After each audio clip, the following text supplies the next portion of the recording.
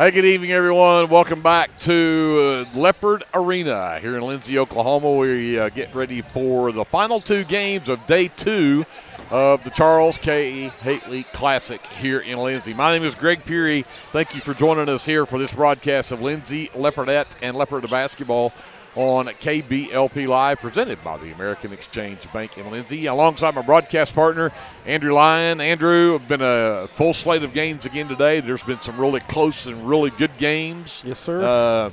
We're behind schedule by about 40 minutes probably, but hey, a good game. The Leopardettes coming in here to take on the Lady Panthers of Harrah. The Leopards will take on the Chickasha Fighting Chicks in the game after this one, but we don't have a whole lot of time here, about a minute and a half before the anthem. So just quickly referencing last night, what an effort from the Leopardettes to pull off a three-point win in overtime. Yes, sir, absolutely.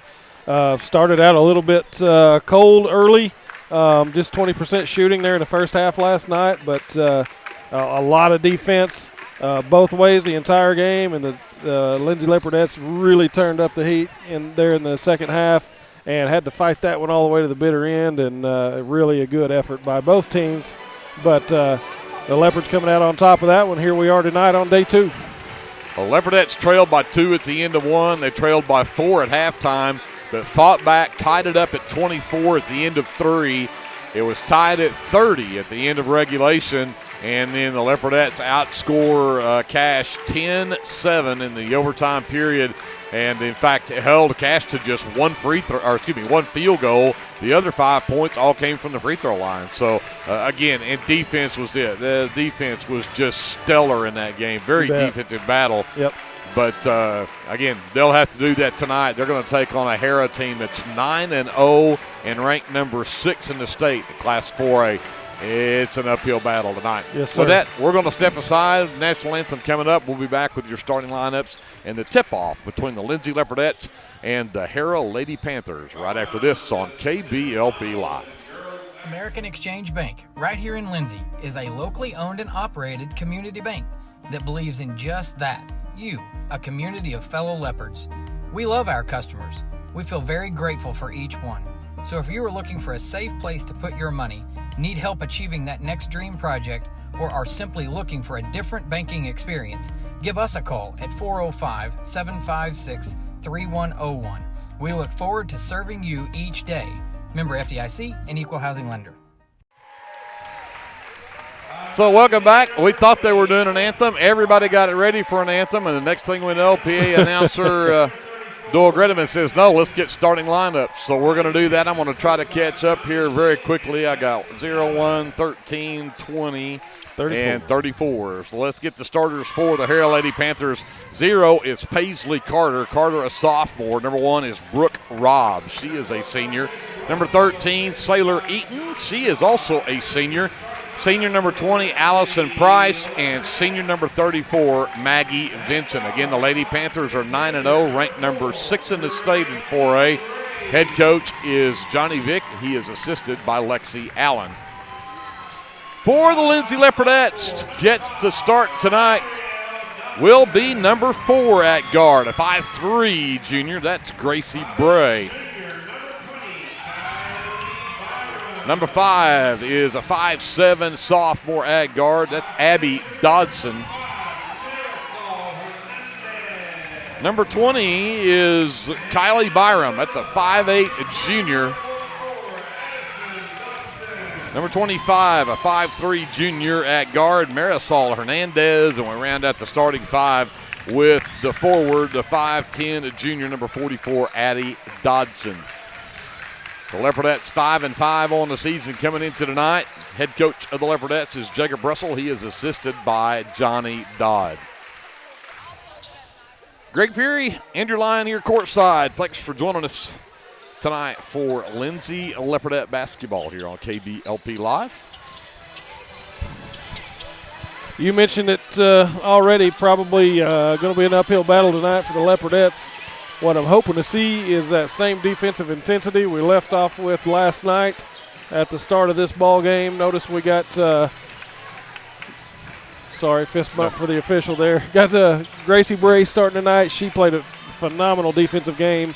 especially there toward the end of last night, and I know that's the reason she's in there today. So absolutely earned that spot. You bet.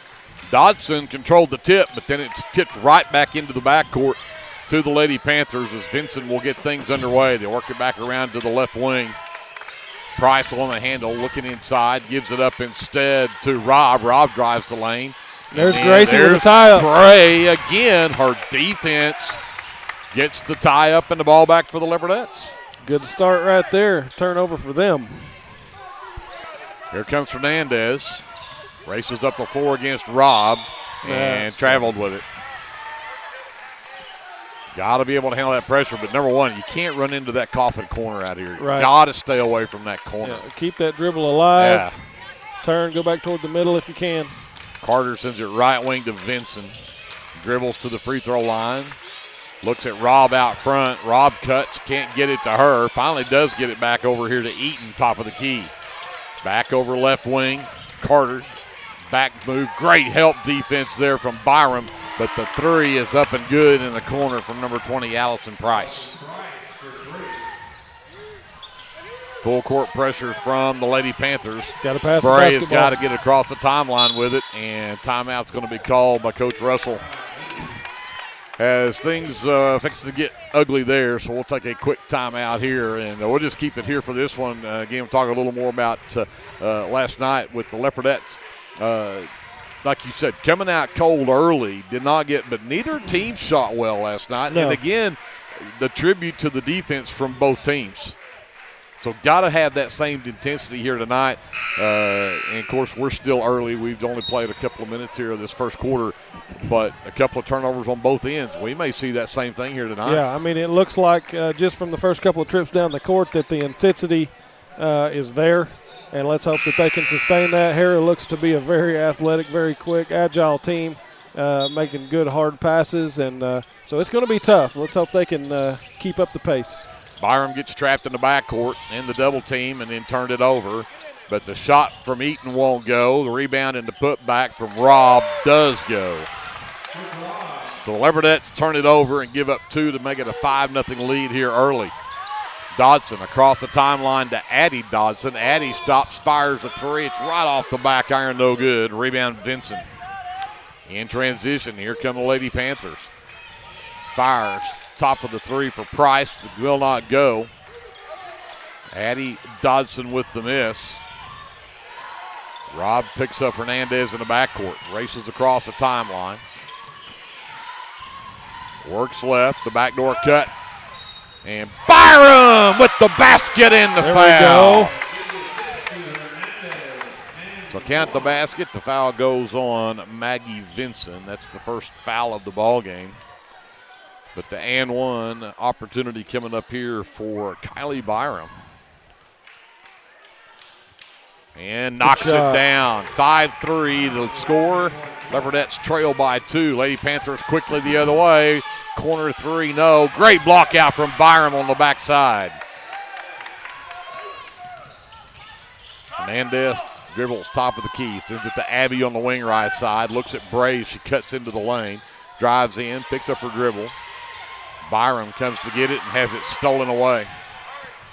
In transition the other way. Carter can't hit the layup, but she'll get the foul and head to the free throw line. The foul called on Byram. It's the first foul on the Leopardettes here in the quarter, and that will send Paisley Carter to the free throw line to shoot 2. And it's very evident right off the bat. Lady Panthers want to get out and run at every opportunity. You got that right. First free throw from Carter will not go.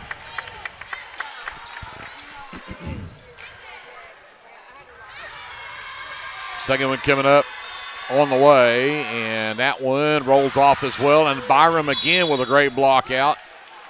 Got the rebound, but was tied up. Now the possession arrow points the other direction. Price to inbound on the baseline. Gets it out on this left wing to Eaton. Back inside to Vincent. Backs down Addie. Out to the right wing for 3 from Carter. It won't go. The rebound from Rob and put back won't go. And then another rebound on the offensive glass for Vincent, and Vincent is fouled on her putback attempt by Abby Dodson. Dodson's first is the team's second, and that'll put Maggie Vincent at the line for 2. And that free throw doesn't go. Leopardettes are going to have to get on the glass. They are giving up a pretty decent height advantage here. Vincent's second one won't go either, but another offensive board for Rob. Quickly around to Eaton. Vincent left elbow up top. Rob drives the left side of the lane. Hook shot goes off the side of the backboard and out of bounds. Great defense from Addie right there to not foul but force a tough shot. Hernandez gets it into Bray. Over to Abby. Abby pushes up the floor, splits a double team, nearly had it stolen, got it back. Addie down the baseline right side. Oh! Everything but go down. Price with the miss. Again in transition the other way. Eaton nearly went out of bounds under the basket. They work it back around to Rob on the left wing. Back up top, Price cuts back into the lane. Got around a couple of defenders, laid it up off the glass. Makes it 7-3. Leopardettes down by 4, 4:50 left to go here in the first quarter. Byram ahead to Bray, way down the floor. She'll track it down in the corner. Nearly threw it away, but Abby got it in the lane and got fouled going up for the shot. Yeah, great job by Gracie Bray hustling down there and getting that overthrow and quickly finding Addie Dodson. Wasn't a great pass to Dodson, nearly got stolen. No, but just to get down there, get turned around, and get it to somebody in black is a pretty solid effort. No kidding. An even better effort was the free throw from Addie, who knocks it down to make it a 7-4 ball game. Can make it a 2-point game with a free throw here. And she does. Leopardettes are perfect at the line, 3 for 3. It is 7-5, Lady Panthers by 2. Number 4 is Meredith Williamson, who checked in for the Lady Panthers. Rob left wing 3 on the way, off the front iron, no good. Abby with the miss. Abby quickly up the floor. Gets around Rob, spin move at the top of the key, 3 on the way, no. But Hernandez, the offensive board. Hernandez needs some help. Abby comes to get it. Again, trying to get away from Brooke. Look how Rob. open the lane is right there. And Rob grabbed her on the shoulder and didn't even call anything, and then we get a jump ball. The Leopardettes will get the possession, but Rob grabbed Abby on the shoulder and no whistle. Yep, this is we talked about it off air. This is a good officiating crew right here, but certainly missed that one right there. She had a whole handful of shoulder. Timeout on the floor. Harrah will take it with them. Come back after this. This is Leopardette basketball presented by the American Exchange Bank on KBLP Live. Lindsay United Methodist Church is a community of believers in Jesus Christ who gather together to live their lives devoted to God and being connected with our neighbors through a shared faith and biblical foundation. We'd love to invite you for our Sunday worship. Services are 10:55 a.m. to 12 p.m. Come see us at 114 West Chickasha Street, right here in Lindsay, Oklahoma. So Leopardettes basketball out of the timeout. 4:09 left in the first. 7-5. Lady Panthers a 2-point lead. Hernandez on the baseline under her own basket to inbounds. Still looking. Lob it all the way up top to Abby Dodson. She goes to work on Williamson. Sends it left wing to Hernandez. Hernandez with Carter on her. Inside Addie. Turns around on Rob. Got it stripped. Got it back to her. Bray ended up with it. The backdoor cut from Hernandez. Back to Bray. Up top Byram. Drives into lane. Lost it from behind. Tie ball. And again, possession arrow changes it the other direction. It'll be Lady Panther basketball. Right idea right there, getting the ball in the lane, something that we didn't do much of last night, but I like to see some girls trying to dribble drive, penetrate the lane, and get that ball inside to our post players when they can. Number 45, Alondra Lopez checks in for the Leopardettes. Dodson checks out and appears to be in some pain. Let's hope she's okay. Carter drives right down Main Street, lost it out of bounds. Off the Leopardettes, though. So Lady Panthers will keep it. Inbounds play comes to Carter, and again, she just tried to draw contact, throwing it at the basket, and it worked. She will get got it. Didn't free even throws. look like she was really going for the shot. Just jumped at it. Get in that motion so you can get the contact. Bray whistled for the foul, her first, team's third. So Carter goes to the line, missed her first two. And now she's 0 for 3. 0 for 5 as a team.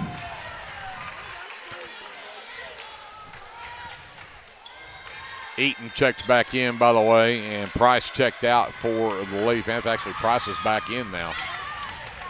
Finally, Carter gets one to go, and it is 8-5 Lady Panthers. We've got 3:35 left to go here in the first quarter. Byram in the backcourt, Carter all over her. I can't pick up the dribble back here. Got to keep it alive. And another timeout called by Coach Russell. Again, you got to keep that dribble going. 3:29 left to go in the first quarter. Let's take another timeout. We'll come back to Leopard Arena after this. This is live coverage of Leopardette basketball presented by the American Exchange Bank on KBLP Live. Craving a taste of authentic Mexico right here in town? Head over to Casa 13. Order to go and settle in for all your Leopard action at home. Now serving breakfast Saturdays and Sundays. Come see us at 110 Southeast 4th Street. Go Leopards! Lingman Incorporated is a proud supporter of the Lindsay community. We hope you'll keep us in mind for all your oil-filled electrical needs. You can give us a call at 405-756-4773. So Bray will inbound in the backcourt again. Full court man pressure from the Lady Panthers. Hernandez gets it and then lost it, got it back, gets it to Bray. Ooh. Bray into the lane. Got it to Lopez. And Lopez traveled with it. Lost her glasses, tried to catch them, and took an extra step there. 5th turnover on the Leopardettes.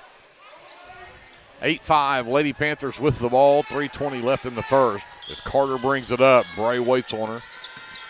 Races down the left side, leaves it for Williams and drives into the lane. Now Price, left elbow jumper, too strong. The offensive board pulled down by Williamson.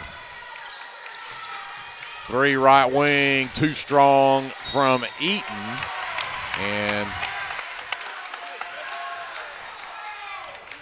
on the shot, Abby Dodson whistled for her second. Going to send Meredith Williamson to the free throw line to shoot 2. And can't hit that one. Into the game for the Leopardettes, number 21, Briley Russell, the 5'6" sophomore, and number 10, J.C. Anderson, the 5'8" junior. Byram and Bray will both sit for Lindsay. Second free throw up and good for Williamson. Makes it a 9-5 ball game, 4-point lead for the Lady Panthers. Abby with the basketball, lazy pass, stolen away. Carter across the lane to Eaton. Eaton can't get that one to go. And get a reach-in foul called on number 5 who had checked in. That's Hannah Berghart for the Lady Panthers. Her first is the team's third as Lopez pulled down that miss. Inbounds comes to Abby. And part of this is a man press. Everybody clear out and then. Yeah, I mean, the times that Abby has just elected to just send it, dribble it down the middle, she's been successful getting it down there, and errant past that time. But, I mean, that seems to be working just fine. And the whole thing is if you're in a full court man-to-man, give it to your ball handler to get out of the way. Yeah. Let her just bring it up the floor one-on-one. I would agree with that. Leopardettes turn it over, though. It's Lady Panthers with the ball. Williamson gets into the lane, sends it up top for Rob. Rob to the left elbow, back up top Eaton. Dribbles left. Anderson right with her. They'll flip it back behind her to Williamson. Brecken Klein, by the way, in the ball game for the Leopardettes, the senior. Up top, 3-ball does not go for Price, but an offensive rebound again for Rob. The Leopardettes really losing out on the boards right now. Yeah, that height difference is really affecting them. The backdoor cut from Williamson underneath, and I think they're going to get Lopez with the foul for this one. Lalandra's first is the team's fourth. And that is going to send Williamson back to the free throw line. 1 for 2 her last trip. Knocks that one down. Leopardettes shot 3 free throws. This is free throw number 10 in the first quarter as Williamson goes 2 for 2 that trip for the Lady Panthers. It's a 11-5 ball game. And a steal by 20. Robb can't get the basket to go, but Hernandez picks up the foul. That'll be her first, team's fifth, and that one, of course, on the shot sends Brooke Robb to the free throw line. I think she and Price are the only two starters that have not shot free throws yet. Knocked that one down. Byram checks in. Lopez checks out. And Robb goes 2 for 2 at the line for her 4 points. And increases that lead to a 13-5. This is a 6-0 run. And another long pass and a turnover for number 7 against the Leopardettes. Right idea right there. Worked beautifully both times, both with Hernandez and Dodson. Just bad passes at the other end. Williamson races the other way, sends it into the left corner for Eaton. Back up top, Robb. Left elbow, Vincent, the back door. She walked with it, got the shot off, and way off the mark, but knocked out of bounds and last touch by the Leopardettes. Should be black ball right there.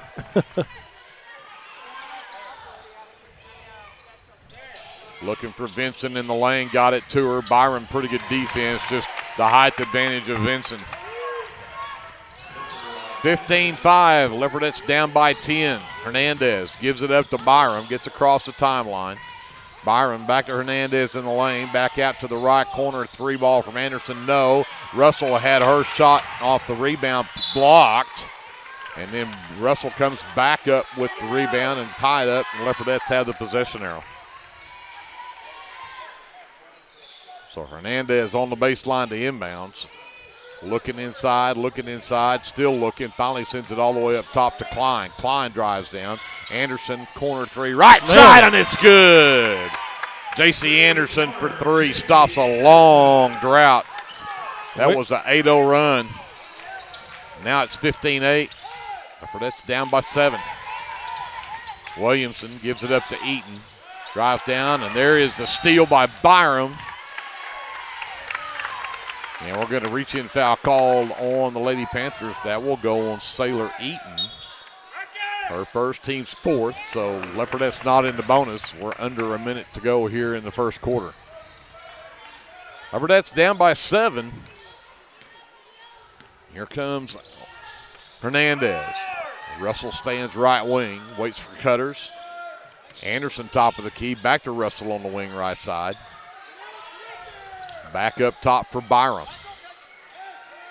Back over left side, Hernandez got around Robb, got into the lane, scoop shot, everything but go down, and I thought either should have been a foul over the back of Russell right there or off of the Lady Panthers, and instead they say Russell the last to touch it. So Carter will slow it down with 24 seconds left. See if they go for a final shot here. Klein not going to make it easy. Eaton gets it left wing. Goes to work against Anderson. Comes back to Carter left side, waiting on a screen from Vincent. Carter into the lane, out to Eaton. Right wing 3 on the way is good for Sailor Eaton. Back to a 10-point Lady Panther lead, and that's how the first quarter will come to an end. 18-8. Harrah on top of the Lindsay Leopardettes. Send it up to JD.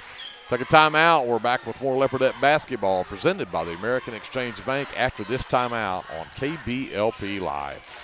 For over 68 years, Winans Funeral Home in Maysville, Oklahoma, has been serving families in the area during their greatest time of need, the loss of a loved one. We treat each family as if they were our own and consider it a true calling to minister to each and every family that calls upon us. We don't take caring for your loved one and your family lightly. Your care is important to us. Call on us 24 hours a day, 7 days a week, where our staff can assist your family with immediate need with the loss of a loved one, pre-need arrangement planning, pre-need burial insurance, along with questions regarding funeral burial trust accounts, Veterans Administration, and Social Security benefits questions. Myself, John W. Williams, Teresa, and Claudia are well experienced in these areas and will be more than happy to assist you in any way we can. Winans Funeral Home in Maysville, where you are family. So Lady Panthers basketballs will get the second quarter underway. Eaton will get it into Carter. Klein picks her up on the defense. Vincent on the right wing. Hounded out there by Byram. Good defense. Then got a 5-second count going, but couldn't quite get there. Oh, Marisol almost had the steal there. Instead, Carter sends it all the way back over to the right side to Burkhart. Spin move, can't get away from Russell, though. Left corner, good defense over there as they could not get Eaton down the baseline either. Vincent again, hands off to Carter. Carter down the lane. Nearly lost the basketball, missed a shot bad, and then we're going to reach-in foul called as Anderson came up with the rebound. And Saylor. There's an orange Corvette blocking him. Holding up, I think that's your car. If you'll go move that orange Corvette, we would appreciate it. Foul was called on number 13, Saylor Eaton. That is her second, so she will get to go have a seat on the bench. And that'll get Allison Price back in the ball game for the Lady Panthers. Hernandez brings it up the floor. Carter in front of her on the defense. Byram down baseline left side. Out into the corner for Anderson. Goes right back to Byram. Short corner jumper too strong. Bray goes to battle in there against Burkhart, but knocks the ball out of bounds. It stays with the Lady Panthers. Here comes Carter. A minute gone here in this second quarter. Carter. Bray with the defense. Out between the circles for Burkhart. Goes left wing for Robb. Robb back up top. Price run off the three-point line. Drives the left side of the lane. Scoop shot's no good. And Briley Russell took an elbow from Vincent going after that rebound, but they're going to say the Leopardettes the last to touch it. So Price will inbound from the corner far side. Bray did a great job of keeping Carter from getting open. Vincent finally does get the inbound. The backdoor cut from Robb. Bad shot. And Anderson comes down. Excuse me, that is Byron comes down with a miss. Hernandez gets away from Price. Gets to the left elbow. Sends it up top for Byron. And way off on the pass. Leopardettes turn it over. It's number 9 in the ball game. Right wing, Robb, and they're going to Vincent underneath, and they're going to say Byron came in from behind with the push, I believe. And they do get Kylie with her second. First team foul here in the second quarter. A little bit ticky-tack there, if you ask me. 34's been shoving her around the court down here. Oh, absolutely. Got it in the lane, but the shot will not go for Hannah Burkhart. Russell had the miss, nearly got it stolen away. But the Leopardettes will keep it. Down by 10, 18-8 our score. 6:05 left to go here in the first half. Hernandez being hounded out there by Williamson. And Williamson all over her and going to get whistled for the foul. Her first will be the team's second. Good to see Abby Dodson checking back in the ball game. Byram gets a well-deserved break. Russell will inbound on the far side. Anderson comes to get it, top of the key, drives the left side of the lane, all the way to the rack, puts it up and in. Nice move, J.C. Anderson. 18-10, Leopardettes trail by 8. Carter gives it up to Burkhart, back up to Price. Price drives down, gets it out on the right wing for Burkhart, back to out front. Carter giving directions. All the way down, back up top, 3 ball on the way, skips out, no good for Burkhart. Addie Dodson pulls down the miss. Bray gets it. Pushes it up the right side of the floor. Sets up the offense. Oh, nice move. Bray got away, nearly stolen it again at the free throw line. Bray can't get it to go. What a great shot, though. It was. Vincent comes away with the rebound, though. Back inside Vincent, double teamed. The cutter down the lane for Price, and Bray is going to get whistled for the foul as she tried to step in front of her. Gracie's second, team's second here in the quarter, and that'll get Brooke Robb back in for the Lady Panthers. Also checking in for the first time, number 33, Haley Perry, the junior for Harrah, who really had an offensive foul right there on the screen that they didn't call either. Inside, Vincent tries to turn around on Dodson, can't get her done. Back out top for Williamson. Price now backs up, gives it back over to Williamson. Right wing goes to Vincent. Inside, left wing three from Price. Back iron, no good. A good block out from Dodson allows Hernandez to go get the rebound. Hernandez to Addy. Addy down the lane, left it short. Vincent with the miss. Pushes the other way, ran over, and they're going to get the offensive foul on Maggie Vincent. Great job from Hernandez to get down there and get set up in front of her. Her second personal's the third team foul. Vincent will sit, and Hannah Burghardt checks right back in for Harrah.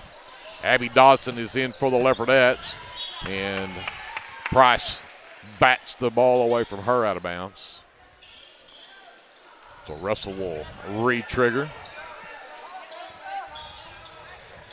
Hernandez comes to get it. Now you just got to clear out. Let her go one-on-one.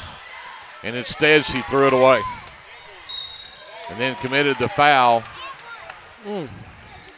That had to hurt. Yeah, Rob just about got stuck under the goal there. So Hernandez picks up foul number 2, team foul number 3.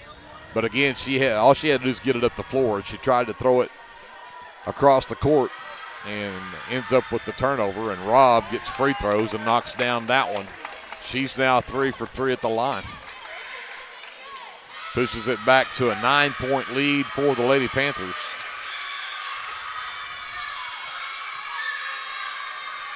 And make it 10 as she goes 2 for 2. 20-10. Lady Panthers with the lead. Got to come help her. Russell. There we go. Ahead to Addy. 2-on-1, and the defense, they stole it, but out of bounds. You got to go up with that, man. Got to go up with that, draw the contact. So Hernandez under her own basket to inbounds. Gets it out to Russell on the right wing. But has it stolen away from her. At the other end, blows the layup is Williamson, and then rebound's tipped out of bounds by Lady Panthers. Leopardettes get a break right there. Russell gets the inbounds. Price on the defense. Triple team. Gets it to Abby. Abby across the timeline. Into the left corner, Hernandez. Penetration in the lane. Dumps it down to Addy, who gets fouled. Brooke Robb picked up number 2. Nice little drive and a dump off to Addy right there. Addy going up, draws the contact. Harrah's made a living doing that down here. That's what we need to do. Absolutely. I see if Addy can continue. She does knock that one down. Her third point, all coming from the free throw line, but takes it back to single digits for the lead, 20-11. And misses that one, however. Rebound tipped. And out into the corner, John Anderson had it knocked away from her. And Robb at the other end got this runaway layup. 11-point lead, the biggest of the game for the Lady Panthers. There's a foul. Dodson in the corner. Her pass tipped. Turnover number 12 on the Leopardettes. Here comes Williamson the other way. Robb left side. Into the lane, back up top. They work it back over to Williamson. Right wing Robb. Surveys, comes back to Williamson between the circles. Left over left wing to Burghardt. Burghardt around the screen, comes back out to Price in the corner.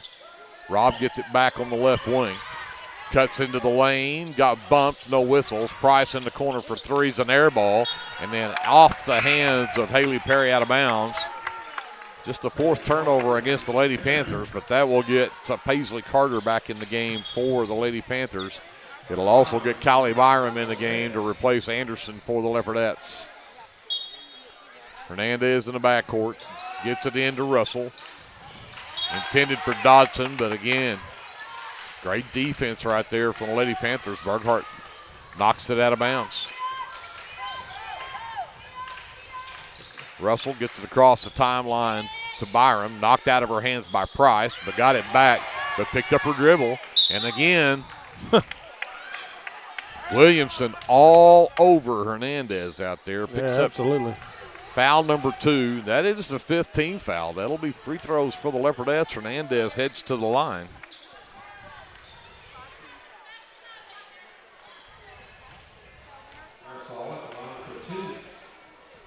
See if Hernandez can knock down a couple here with 2:41 left. And she got the first one.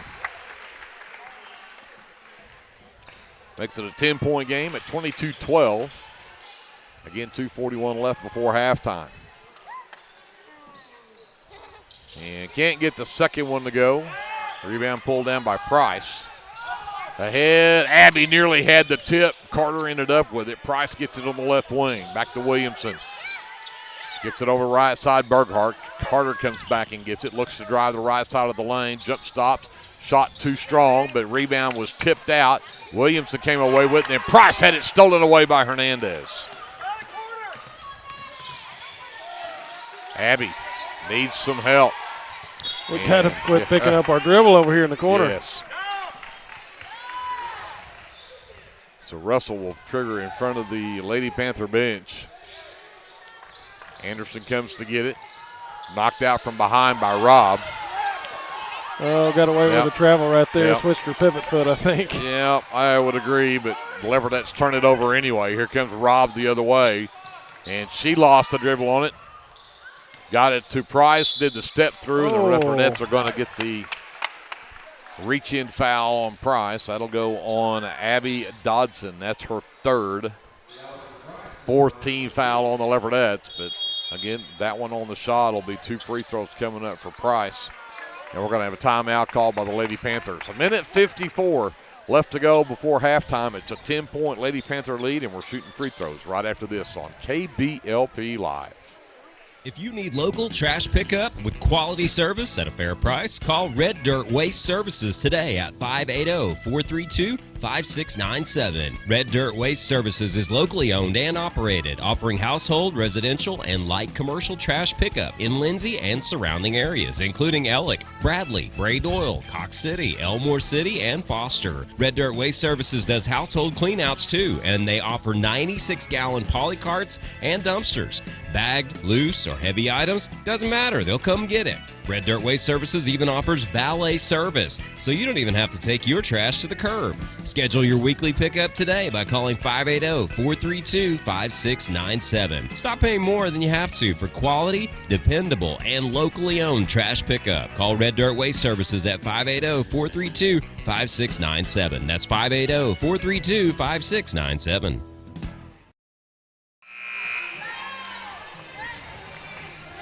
1:54 left before halftime. 22-12. Lady Panthers by 10.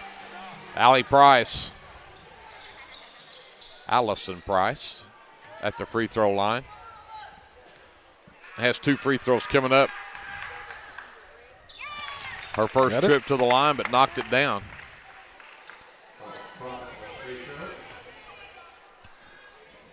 Second free throw from Price. On the way, won't go, but Carter has the offensive board. Works back to the top of the key. Great defense right there from Byram. Williamson looks to drive down. Can't get around Russell. Robb gets it back. Hernandez on the defense there. Robb gets into the lane. Shaw tried to throw it across the lane, but it was stolen away by Russell. Triple comes on her, loses it out of bounds, and they're going to say that the Leopardettes are on the out-of-bounds line. And, again, you're racing right up against the sideline all the way down the floor. Yeah. Well, and she goes up the sideline down here, and the other 4 Leopardettes are on the other side of the court over there. Somebody come over, give her a hand. Had 3 white shirts over here. Yeah. Into the lane, Williamson gives it to Price. She drives in. Carter sends it up top to Robb. Back left side to Williamson. Skip it back over to Price. Looks to drive down. Klein's back in the game for the Leopardettes. Carter back to Rob again. Just this motion offense makes it tough on the defense. Yeah. And it's predictable. It's the same thing over and over again. They've just run it until something opens up. Left elbow, and then Carter says, I'm just going to shoot a three, but she missed it. Russell comes away with the rebound for the Leopardettes. 40 seconds left before halftime. Williamson out there on Russell. Sends it over to Hernandez on the right wing. Has Price all on her out there. And then we're going to get Price with the bump foul. That's her first, but that'll be free throws again for Hernandez.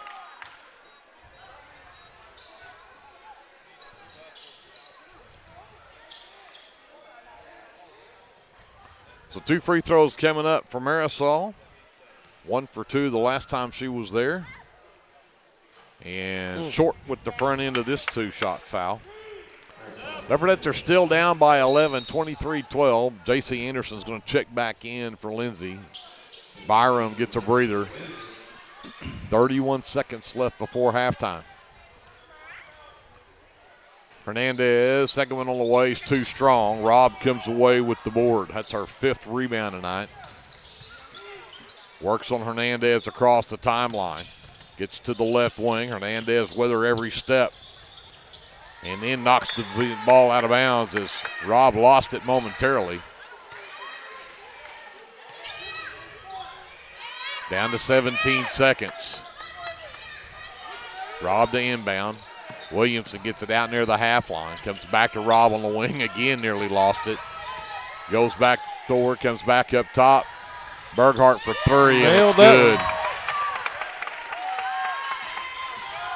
26-12. Leopard down by 14 at the buzzer. Almost went. Nearly had the answer.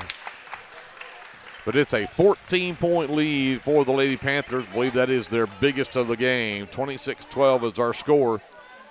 We'll step aside. Andrew and I will figure out our unofficial stats, and we'll be back with our American Exchange Bank halftime show from Leopard Arena and the Charles K. Haley Classic right after this on KBLP Live.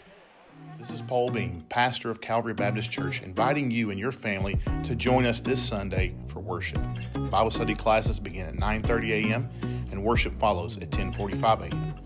You're also invited to join us on Wednesday nights for our Wednesday night meal at 5:15 p.m. with classes following at 6 p.m. Come and join us and discover what God is doing at Calvary. We are located at 410 West Chickasha. You can also visit us on the web at cbclindsay.com.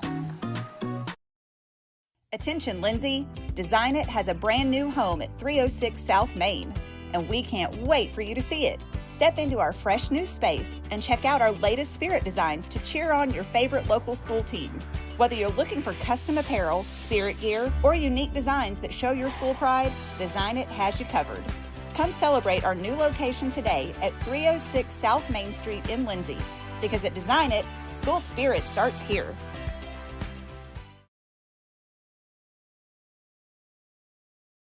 Legacy Roofing is a family-owned and operated business that serves Lindsay, Oklahoma and surrounding areas. We specialize in getting your home back to its best, whether it be annual wear and tear or storm damage. We don't just fix roofs, we take care of your home. Legacy Roofing, family-owned, community-focused, and always here for you. Call us today for a free estimate at 405-756-8855 and let us protect your home with the care it deserves. This is Dr. Matt Shelton with Lindsay Family Dentistry. I'm a 1997 graduate of Lindsay High School and have been practicing dentistry in Lindsay since 2006. We welcome you to come to our dental practice so we can help you and your family with all your dental needs. We offer dental services for everyone at every age, from braces to aligners to crowns, bridges, dentures, and implants. Give us a call today at 405-756-4093 or stop by at 102 Southwest 7th Street and let us give you the healthy, beautiful smile you've always dreamed of. Are you struggling to find a health insurance plan that fits your needs as well as your budget? Let me, Matt Powers, a licensed insurance agent, help you navigate the insurance maze and find the best plan for you. Together, we'll search a variety of plans from nationally recognized carriers at no cost to you. We can talk over the phone or in person. Why stress or wonder if you're choosing the right plan when I can help you for free? Call today and let me help you.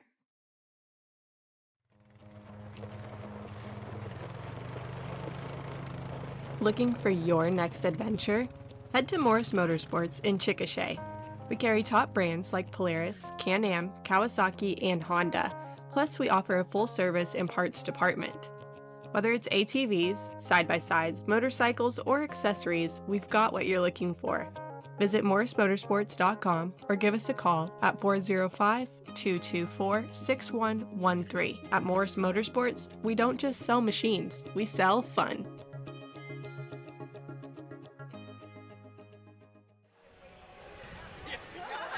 Back here at Leopard Arena, halftime, the Lindsay Leopardettes trail the Harrah Lady Panthers 26-12 here at halftime. And, Andrew, I think, first of all, if you'd have told me that we would have been this close to them, I mean, really, they stretched it out there in that second quarter. We were only down 8 at the end of one. Right. I mean, down 10 at the end of one, 18-8. But to say we're only down 10 points to the number 9 ranked team in 4A, I would have said you're crazy. Yeah. But the Leopardette defense has really been pretty solid here. The offense just seems to be, and the turnovers. We're back into the turnover thing, and we'll talk about that in a minute. But by and large, the Leopardettes have hung tough here in this first half. Yeah, we are. I mean, down 12, it's at the half, it's manageable deficit. I've seen a lot of opportunities down here. If we will just take them, clean up a little bit, they've given us opportunities to drive the ball.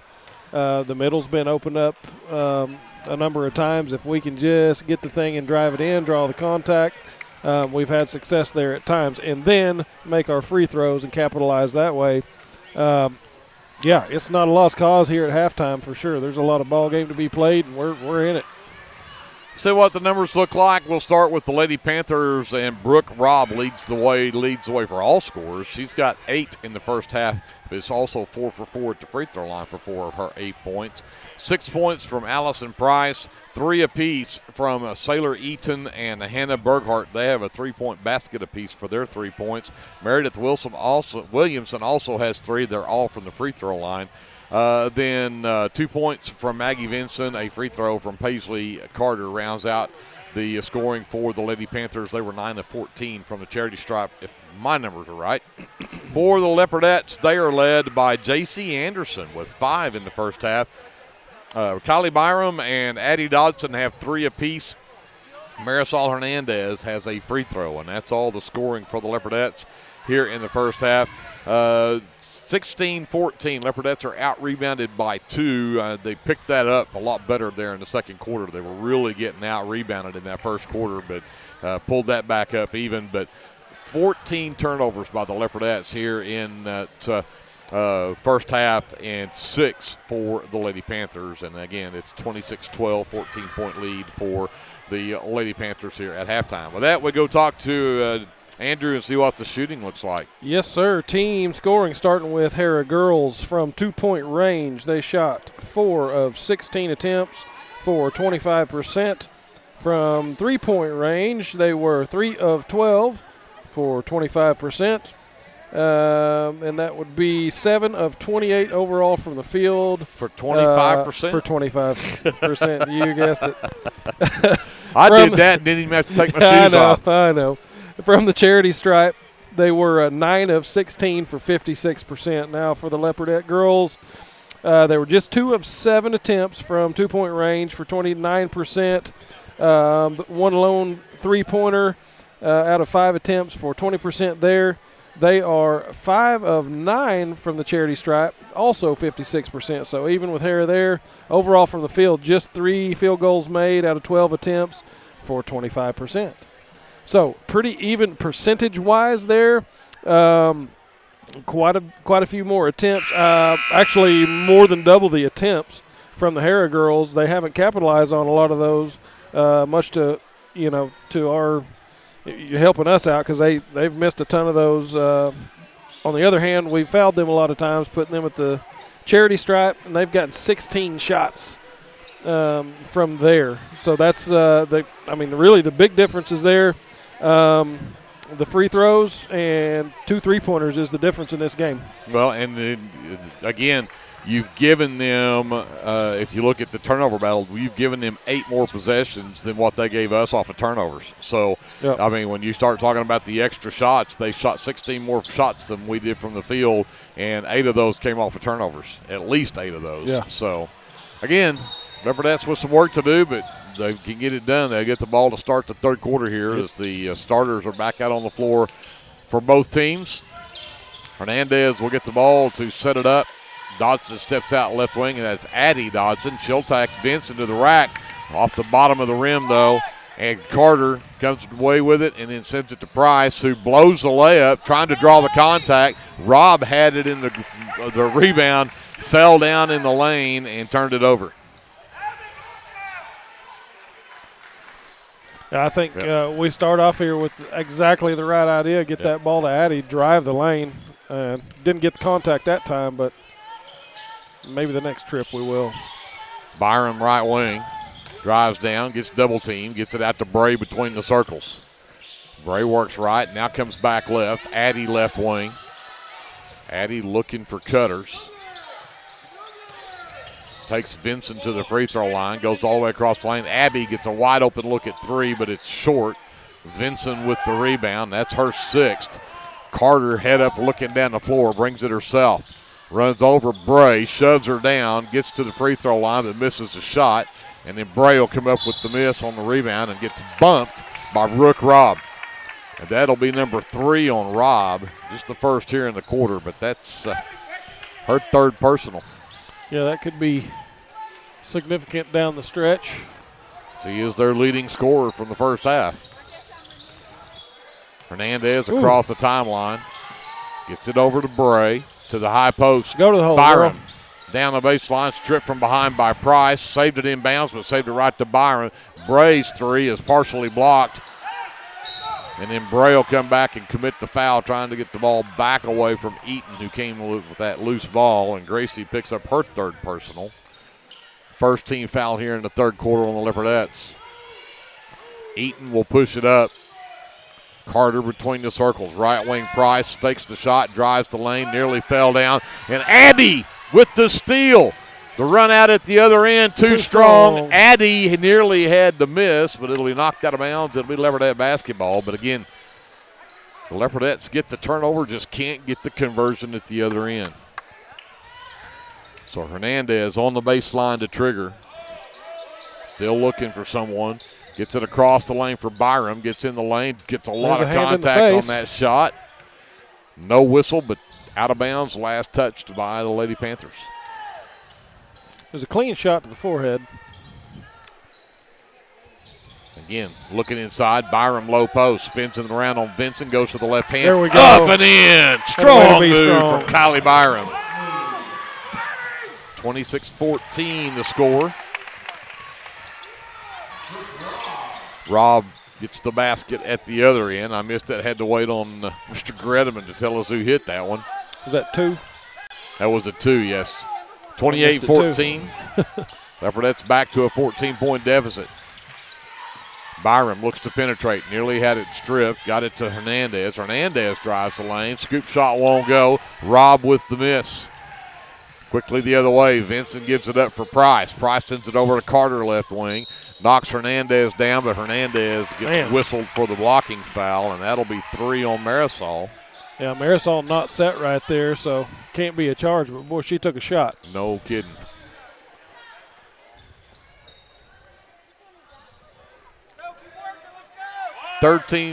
Just the second team foul, so we don't shoot free throws here. Price is inbounds, got it into Eaton in the lane, and she threw one at the basket and drew contact. She's going to go shoot free throws. That goes on Abby Dodson. That's her 4th. Eaton goes to the line to shoot 2. J.C. Anderson heads to the scores table. She will have to go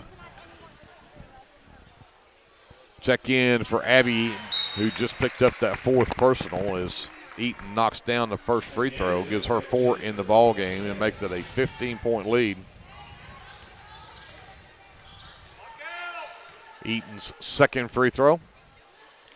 on the way, but short. And Rob. Oh, they're calling Gracie Bray with a foul? I have no idea where that came from, but that's number 4 on Gracie. Wow. And the 4th team foul. Just the 3rd team foul according to the scoreboard, but Bray goes back to Hernandez, and again, there's contact everywhere, not being whistled now. Hernandez got to get across the timeline with it. She does. Sends it back over to Byram. Byram drives to the free throw line and then tried to send it out to Dodson and left it short. The tap to Rob, and Rob gets the layup. 31-14, the 17-point lead, the biggest of the game for the Lady Panthers. Bray gets it, sends it across to Anderson. Hernandez in the lane, tried to go back across to Addie Dodson, but it's knocked out of bounds by Harrah.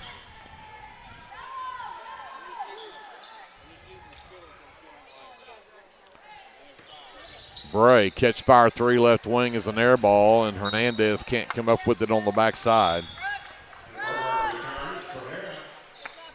Berghart back in. Rob will sit. Briley Russell checks back in for the Leopardettes. And who came out? No, it's Byram is going to check out. Leopardettes with some full court pressure in the backcourt. Carter with Bray on her back there. Bray's got to be careful. She's got 4 fouls on her. And that was a little bit handsy right there. So Eaton left wing up to Price, inside Vincent. Wants to turn around, can't get around Dodson. Price drives into the lane, comes back out to the left wing. Eaton for 3 is good. Her second 3 of the game. Starting to get a little bit out of hand here. We're going to have to manufacture some points, and here goes Marisol. Pulled up on the drive. Lost it going in the lane, and at the other end, Eaton got an easy layup.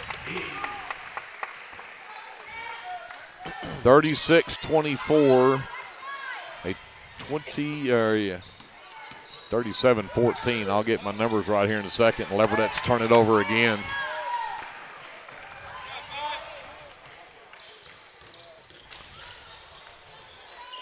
Vincent up over the back of J.C. Anderson, who had the nice block out. That's number 3 on Maggie Vincent.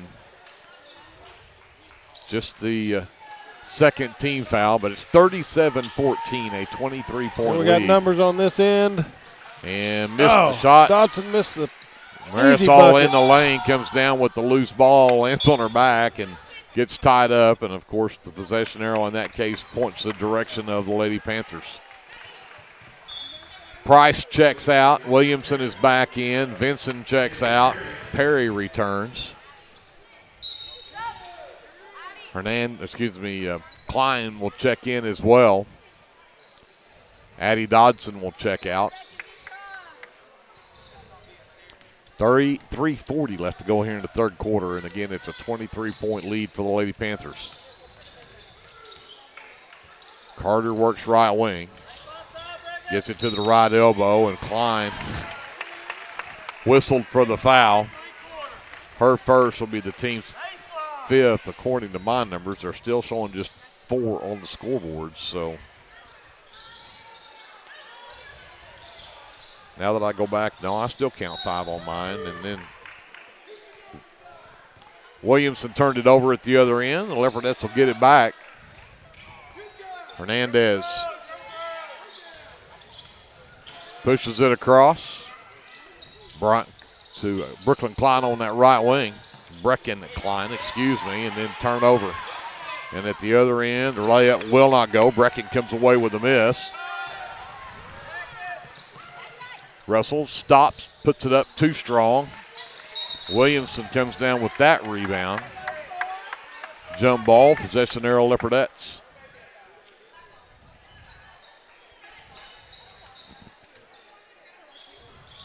Hernandez under her own basket. Bring this one in. Bray gets it left wing, gets around the screen from Russell, dribbles up top, steps back, fires a 3. It's an air ball. The rebound underneath from Klein and put back won't go. And this time the ball is rebounded by Berghart, ended up in the hands of Klein, and she's fouled as she goes to the rack by Haley Perry. Tell you what, I thought the first shot was plenty of contact to warrant a foul. Not going our way on this end at all on the drives to the bucket. Klein at the line. Hey, you got that one. Back iron straight up, and it falls through. Stylish. Stops a long run. It's an 11. That was an 11-0 run. And got them both. 37-16, cuts the lead back to 21. Again, quickly the other way. Williamson in the lane, double team, comes to Berghardt. She'll drive the lane, puts up a scoop shot off the front of the rim, no good. Get that on Gracie. They do pick up. They do. And that is all for Gracie. Man, in the third. Nope, they just show her with 4. That's why. Okay, that's your extra foul. That's my extra foul I had down, and I'm thankful for that. Me too. I don't know how I missed that, but Berghardt steps to the line to shoot 2, and she knocks down the first one. Pushes it back up to a 22-point lead at 38-16, and misses the second one, but Klein did not get in front of Williamson, who pulled down the rebound, and Klein whistled for going up over her back. Leopardettes have already put them in the bonus. Gracie's got 4. So free throws for Meredith Williamson. So Williamson readies for her first, and that one's no good. She was 3 of 4 at the line in the first quarter for her 3 points at halftime, but she misses that free throw. And can't get that one to go either, but Perry comes away with a loose ball underneath. Then it's Klein, and then it's tied up, and possession arrows with Harrah. 2:39 left here in the third.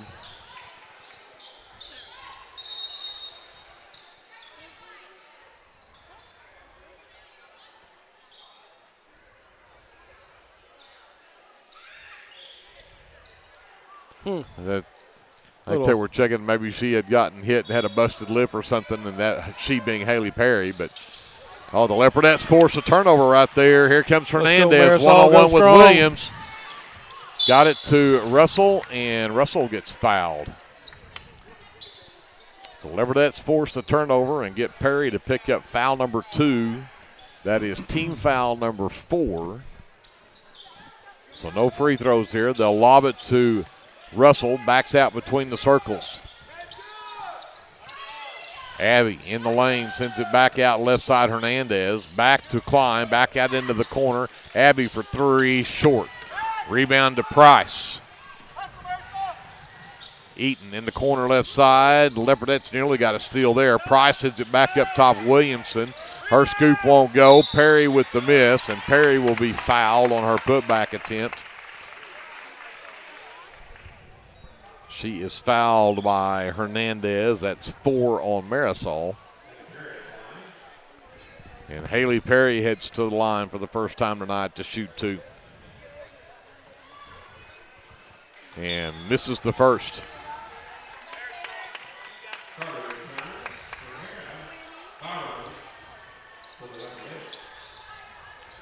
Bray checks out. Anderson is back in. Perry's second free throw is up and good. 39-16 the score. We hit 2 minutes left to go here in the third. Hernandez, left side Anderson, gets into the lane, splits through a double team, draws contact, and went down hard, and she is in some pain. Landed on the knee, I think. Grabbing that left leg. The foul called on Paisley Carter, her first, is the 15th foul, but we are going to have a timeout as we go check on J.C. Anderson, who is still on the floor and hurting with that left knee. We'll come back right after this timeout. This is Leopardette basketball presented by the American Exchange Bank on KBLP Live. Sharon's Beauty Salon is your hometown stop for all of your salon needs. Give us a call or come by the salon to make an appointment. Go Leopards! A friend is someone who knows where you came from. Someone who always shows up when you need them. Hey, Ben. Someone who's there for the good times and the challenging ones. With comprehensive insurance policies backed by award-winning customer service, Shelter Insurance is committed to being there when you need us most. When the unexpected strikes, see Shelter Agent Caleb Smith in Lindsay. So they assist JC to the sideline. And that was a shooting foul, I think, there. So they're going to put Abby Dodson in the game, and Abby will have to take the free throws. She was putting some weight on that, but very gingerly headed back to the locker room. So I hate to see that for a JC, but Abby Dodson steps to the line and knocks down the first free throw. Her first points of the game. It is. Knocks them both down, though. 2 big points there. Take them. 39-18. 21-point lead for the Lady Panthers. Carter on the handle up top. Gets around a screen from Burghardt. Hernandez stays with Carter, though. Burghardt gets it back between the circles to the free throw line. Price tips it right back out to Carter underneath to Perry. Perry is fouled by Klein from the backside. That's 3 on Brecken. And that's going to put Perry right back at the line. She was 1 for 2 her last trip.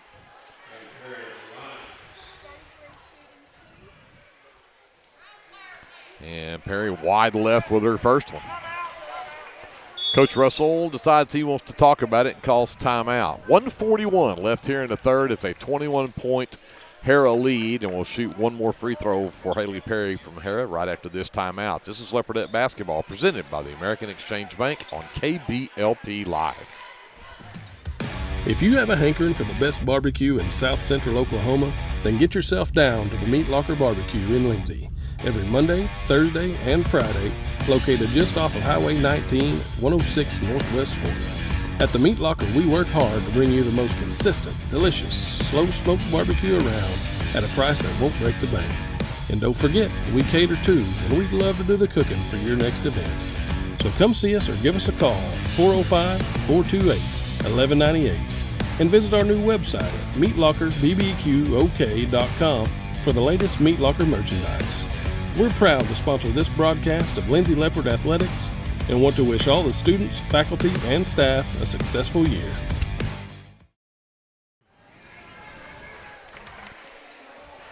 Back here in Lindsay, Harrah up by 21. A minute 41 left to go in the third quarter, and Haley Perry will have one more free throw attempt coming up here.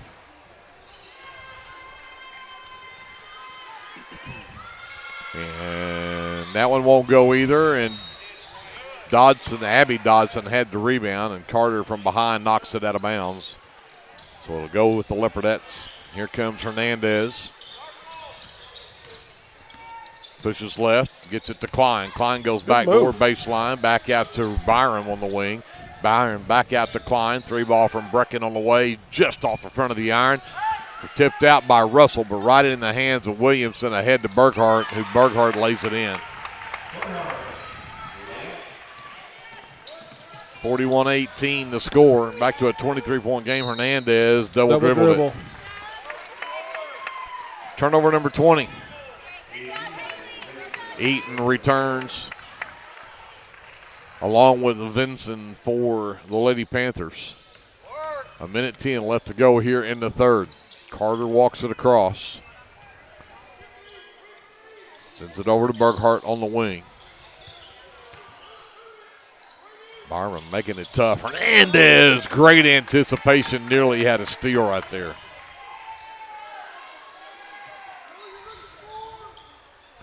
So Price will inbound on the far sideline. In the lane, Vinson goes to work on Russell. The backdoor cut, Carter got one. Her first field goal of the game. 43-18 as Hernandez drives down, lays it in. Nice move from Marisol Hernandez. That's what we've been missing tonight right there. Absolutely. 43-20. Leopardettes still trail by 23. Up top, Burghardt turns down to 3, drives down, floater with the right hand. Got the kind roll, and it'll drop in. Up top, Hernandez as we get down to 15 seconds left. Out for Russell. Russell had to track it down in the corner and then threw it away. Got it back. Russell got it back. Down low There for we go. Klein. Brecken. Nice job. The turnover got it right back. And then the three at the buzzer for Eaton will not go. 45-22, our score here at the end of three. We'll send it back up to JD. We got a timeout, and we'll come back with the fourth quarter right after this on KBLP Live. For all your construction needs, give Brad Taylor a call with B&S Construction at 1-405-428-0039. B&S Construction specializes in concrete pads, sidewalks, and metal buildings of all sizes. Call Brad today for a free estimate. The crew at B&S Construction would like to wish the Leopards a safe and successful season. Go Lindsay! BC Factoring and Finance is a local, family-owned finance company. We assist small businesses with flexible and creative financing solutions to meet their cash flow needs. Call us to discuss ways we can help free up your time to focus on building your business. Visit us online at bcfactoring.com or give us a call at 405-259-2104. Go, Lindsay! We'll get ready to start the fourth quarter. Leopardettes have the ball. Russell, Byram, Klein, Abby Dodson, and Hernandez on the floor for the Leopardettes. Russell will inbounds. Abby gets it out near the half line. Vincent picks her up, comes back to Hernandez. Hernandez drives it all the way down, laid it up, had it blocked, but out of bounds. It'll stay with the Leopardettes. Hernandez will trigger, sends it up top to Russell. Russell looks to drive down, gets to the baseline, steps around. Hernandez rejected from behind by Allison Price, but picked up the foul. Her second, team's first here in the fourth, but Hernandez will head to the line. We'll get a couple of free throws here. And first one is wide left.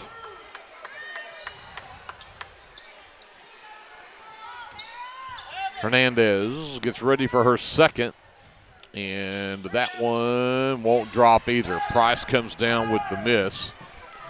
Here comes Carter the other way. Pulls up top of the key, sends it to Price on the wing right side, looks at Vincent down low. Byram, double team comes, and Vincent traveled with it. So here comes Hernandez. Leopardettes down by 23. Hernandez out to Abby, left wing, three ball on the way. It's good. Abby Dodson pulls the Leopardettes back within 20 at 25-45. Up top for Price. Right wing Eaton, catch fire threes off the front iron.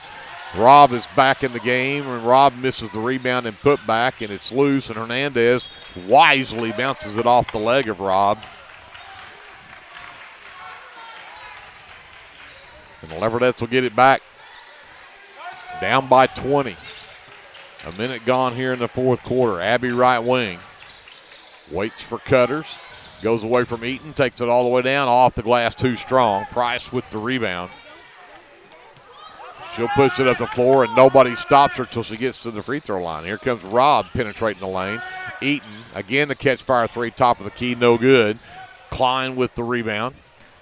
The outlet for Hernandez. Pushes up the right side. Dribbles to the free throw line. Pass tipped into the corner for Abby. Abby drives the baseline. Gets caught into the basket. Sends it back out to Klein. Klein for three. Back iron no good. Vincent the miss. Carter the other way. Underneath for Price. Back out to Eaton. Eaton drives the lane. And then I think they're going to get the reach in from Briley Russell. Actually, they call Klein for that.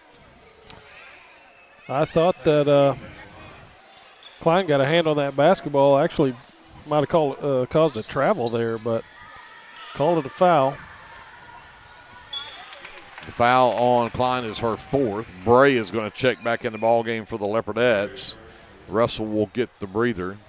The free throw from Eaton is good to make it a 46-25 game, make it a 47-25 game if she gets them both. Hernandez picked up by Carter, top of the key. Abby with it right wing. Takes Eaton to the baseline. Got around her. The floater up, but it won't roll in. Rolled right across the front of the rim and then off. Vinson the miss, and here come the Lady Panthers. Price, top of the key. Rob right wing. Back to Carter between the circles. Top of the key. Vinson, the runner from Carter, won't go. Rebound is tipped. Hernandez gets it rebound just as she's getting up off the floor. Free throw line jumper from Hernandez, partially blocked. So it misses, and Carter comes the other way. Bray with the defense. Gets it up for Rob. Robbs works back to Carter on the right wing. Gets around the screen from Vinson. Vinson on the pick and roll. Can't catch up to the pass. Saved it in bounds, but right to the Leopardettes. We got numbers. Hernandez pushes the other way. Now she'll retreat. Wait to set up the offense. Nobody picked her up, but then Price with the block. Vinson the other way. Tough shot. Got her on miss and put it back in. 49-25. 4:50 left to go here in the ball game. Leopardettes trailing by 24. Byram gives it back to Hernandez. Goes back to Byram, short corner left side, trapped. Comes back to Hernandez, who lost it. And we're going to get a reaching foul called against Paisley Carter, her second, just the second team foul in the quarter. Berghart and Williamson will check in. Carter and Vinson will check out for Harrah. Hernandez will inbound for the Leopardettes. And bad pass, stolen away, but then tipped right into the hands, so one turnover to the other. Abby on the handle, right wing. Trying to get away from Berghart over there. Now Hernandez will come get it. Dribbles top of the key. Trying to get somebody open. Finally, Bray tries to come get it. And Leopardettes nearly turned it over there, but it'll be off of the Lady Panthers. Briley Russell checks back in the ball game. Brecken Klein will check out.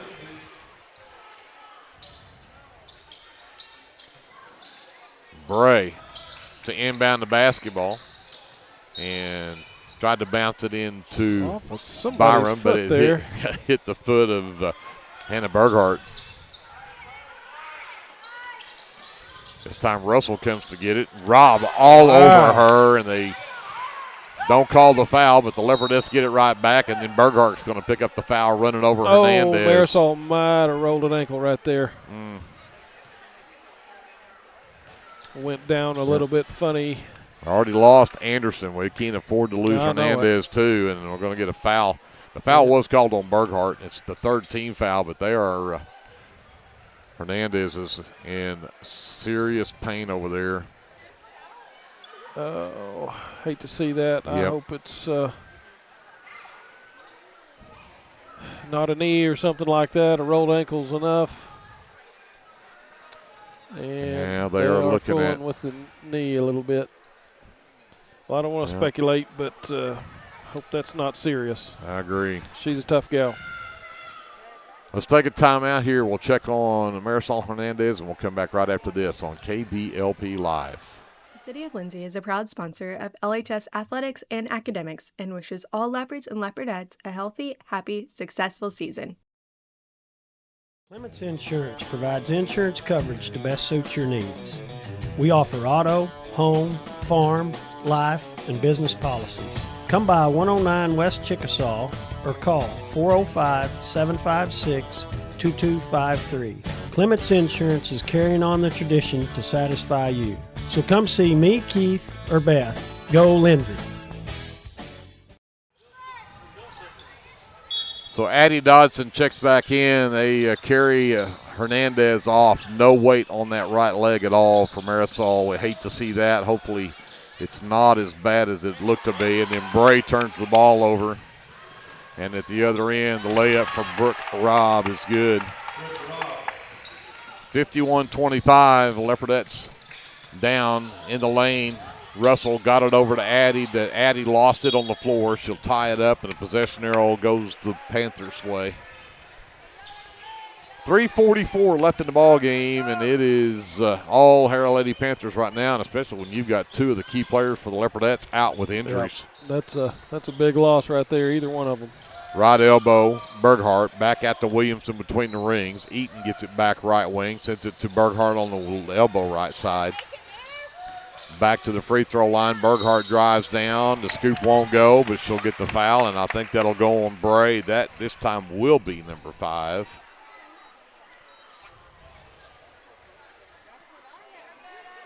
And Bray. They actually called that on Addie Dodson. Second team foul on the Leopardettes here in the fourth, but 2 free throws from Berghart. She did knock down the first one. And the second one won't go. Russell comes down with the miss. Pushes it up, double teamed. Gets it over to Bray on the left wing. Got away from Price, got to the free throw line, and then Robb reaches in. Picks up her 4th personal. 4th team foul. So next one will put the Leopardettes in the bonus. Bray to inbound on the far sideline. Dodson gets it right back to Bray. Drives the baseline, won't go, but the bump from Hannah Berghart will be her 3rd personal and the 5th. So the Leopardettes are now in the bonus with 3:07 left.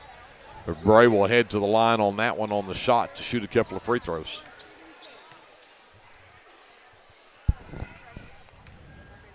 And Gracie's first one will not drop in for her. Brecken Klein checks back in. Kylie Byron will get a breather.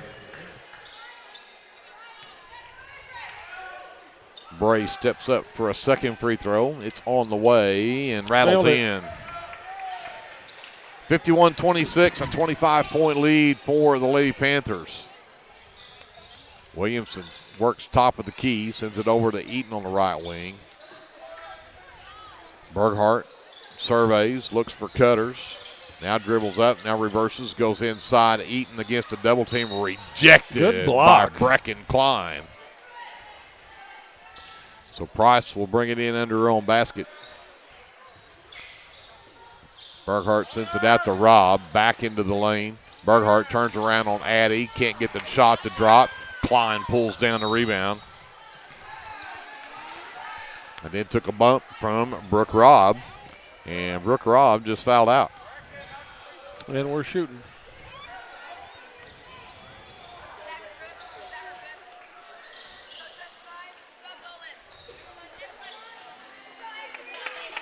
So Lopez will check in, replace Addie Dodson for the Leopardettes, and then subs in for the Lady Panthers as well. Carter returns. They'll also check in number 11, Avery Butler. Number 33, Haley Perry back in as Klein knocks down free throw number 1. And 21, Lainey Hanson. If she wasn't in before, I think she came in with that crowd. 24 is Katie Vinson. We had Maggie Vinson in earlier, and now Katie Vinson is in. Oh, and what a shot. A great offensive board there on the rebound as Russell comes away with rebound number 5 on the night and got fouled on her putback. So Briley will go shoot a couple of free throws here. The foul was called on Lainey Hanson, her first. Briley can't get the three-point play to go, though.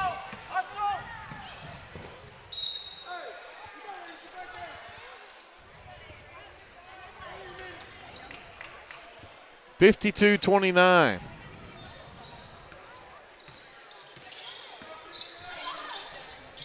Leopardettes trail, have the basketball. Klein underneath to Abby, double teamed. Sends it out to Klein on the wing, gives it to Lopez. Over to Russell between the circles. Gets to the free throw line, sends it out to the corner. Lopez for threes, an air ball. Rebound pulled down by Katie Vinson.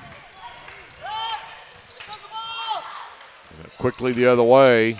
Got the ball down there to Butler, but had to work it back around. Carter drives down. Butler gives it to Vincent again. Back up top as Hanson has it, gives it for Carter. Perry calls for it at the elbow. Backs up, now gives it out in the corner of Vincent. Carter gets it back. Skip it over left side. As Butler looks back up top, Vincent gets it. Now Perry at the free throw line. Back out to Butler. Perry inside the baseline. Vincent missed it strong. Bray with the rebound. And we're going to take a timeout just to get subs into the ball game with 1:25 to go.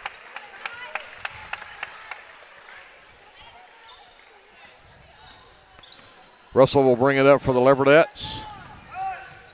Klein has it. Hounded out there by Butler. Gets it over to Bray between the circles.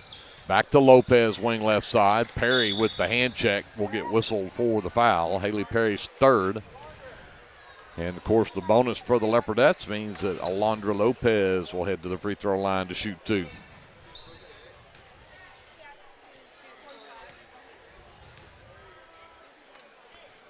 And Lopez can't get the first one to go. Perry checks out. Number 12 is Kaylin Harrell, the junior. Number 15 also, Riley Stodd, in the game for Harrah, as Lopez does knock down the second free throw. Stolen steal. by Abby, excuse me. Abby, coast to coast, gave it up to Russell. Abby had a layup, just had to go to the rack with it. Turnover number 24 in the ball game for the Leopards. Actually didn't get that turnover. It was tipped by the Lady Panthers. Bray into the right corner. Klein drives in, dumps it down to Russell. Short corner right side, back to Bray. Bray on the wing right side, flips it behind her to Klein. Klein looks to penetrate. Abby, straightaway 3 on the way. Back iron, no good. Go. Russell the miss, the spin move. What a nice move.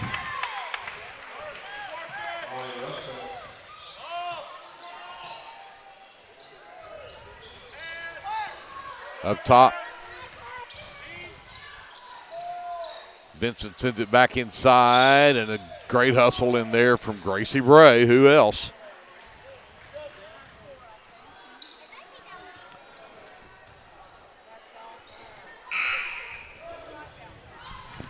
Bray will check out. Byram checks back in.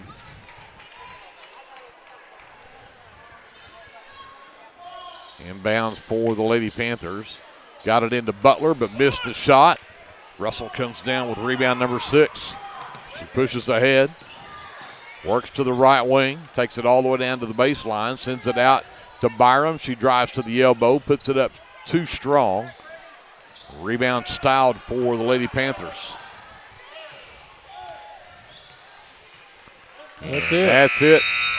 52-32. The Leopardettes dropped this one by 20, but again, you're looking at the number 6th ranked team in 4A. They are 9-0 and undefeated. Yep. And so you got nothing to hang your head about there. There was a lot of good play out there from the Leopardettes tonight. And especially there at that fourth quarter, you lose J.C. Anderson to a possible knee. You lose Hernandez there late to a possible knee. It's tough. Yeah, but, that's unfortunate. Hopefully those girls will be able to bounce back from that. Hope it's not too serious. And, the Leopardettes, they hung in there okay at times. Man, we lost a lot of opportunities around the rim with some drives that either we gave up on or tried to dish it off to another player where we could have taken it to the rack, and just missing some shots there that easy shots under the bucket that we should have had. But they played hard, and, when you're playing ranked teams that tough, that's to be expected, but man, it'd be sure nice to go get one of those. Absolutely. 52-32 the final score. The Lady Panthers will take on the Fighting Chicks of Chickasha for the championship tomorrow at 5:20. The Leopardettes will play the third place game at 2:40 tomorrow and take on their old foe, the Pauls Valley Lady Panthers. With that, we're going to step aside. Andrew and I will figure out our official numbers from this one, officially unofficial numbers from this one, and then we'll get you ready for the boys matchup right after this on KBLP Live. Hey friends, Danny Daniels here. I wanted to take a moment and let you know about a very helpful service that I provide for you and your family in our community.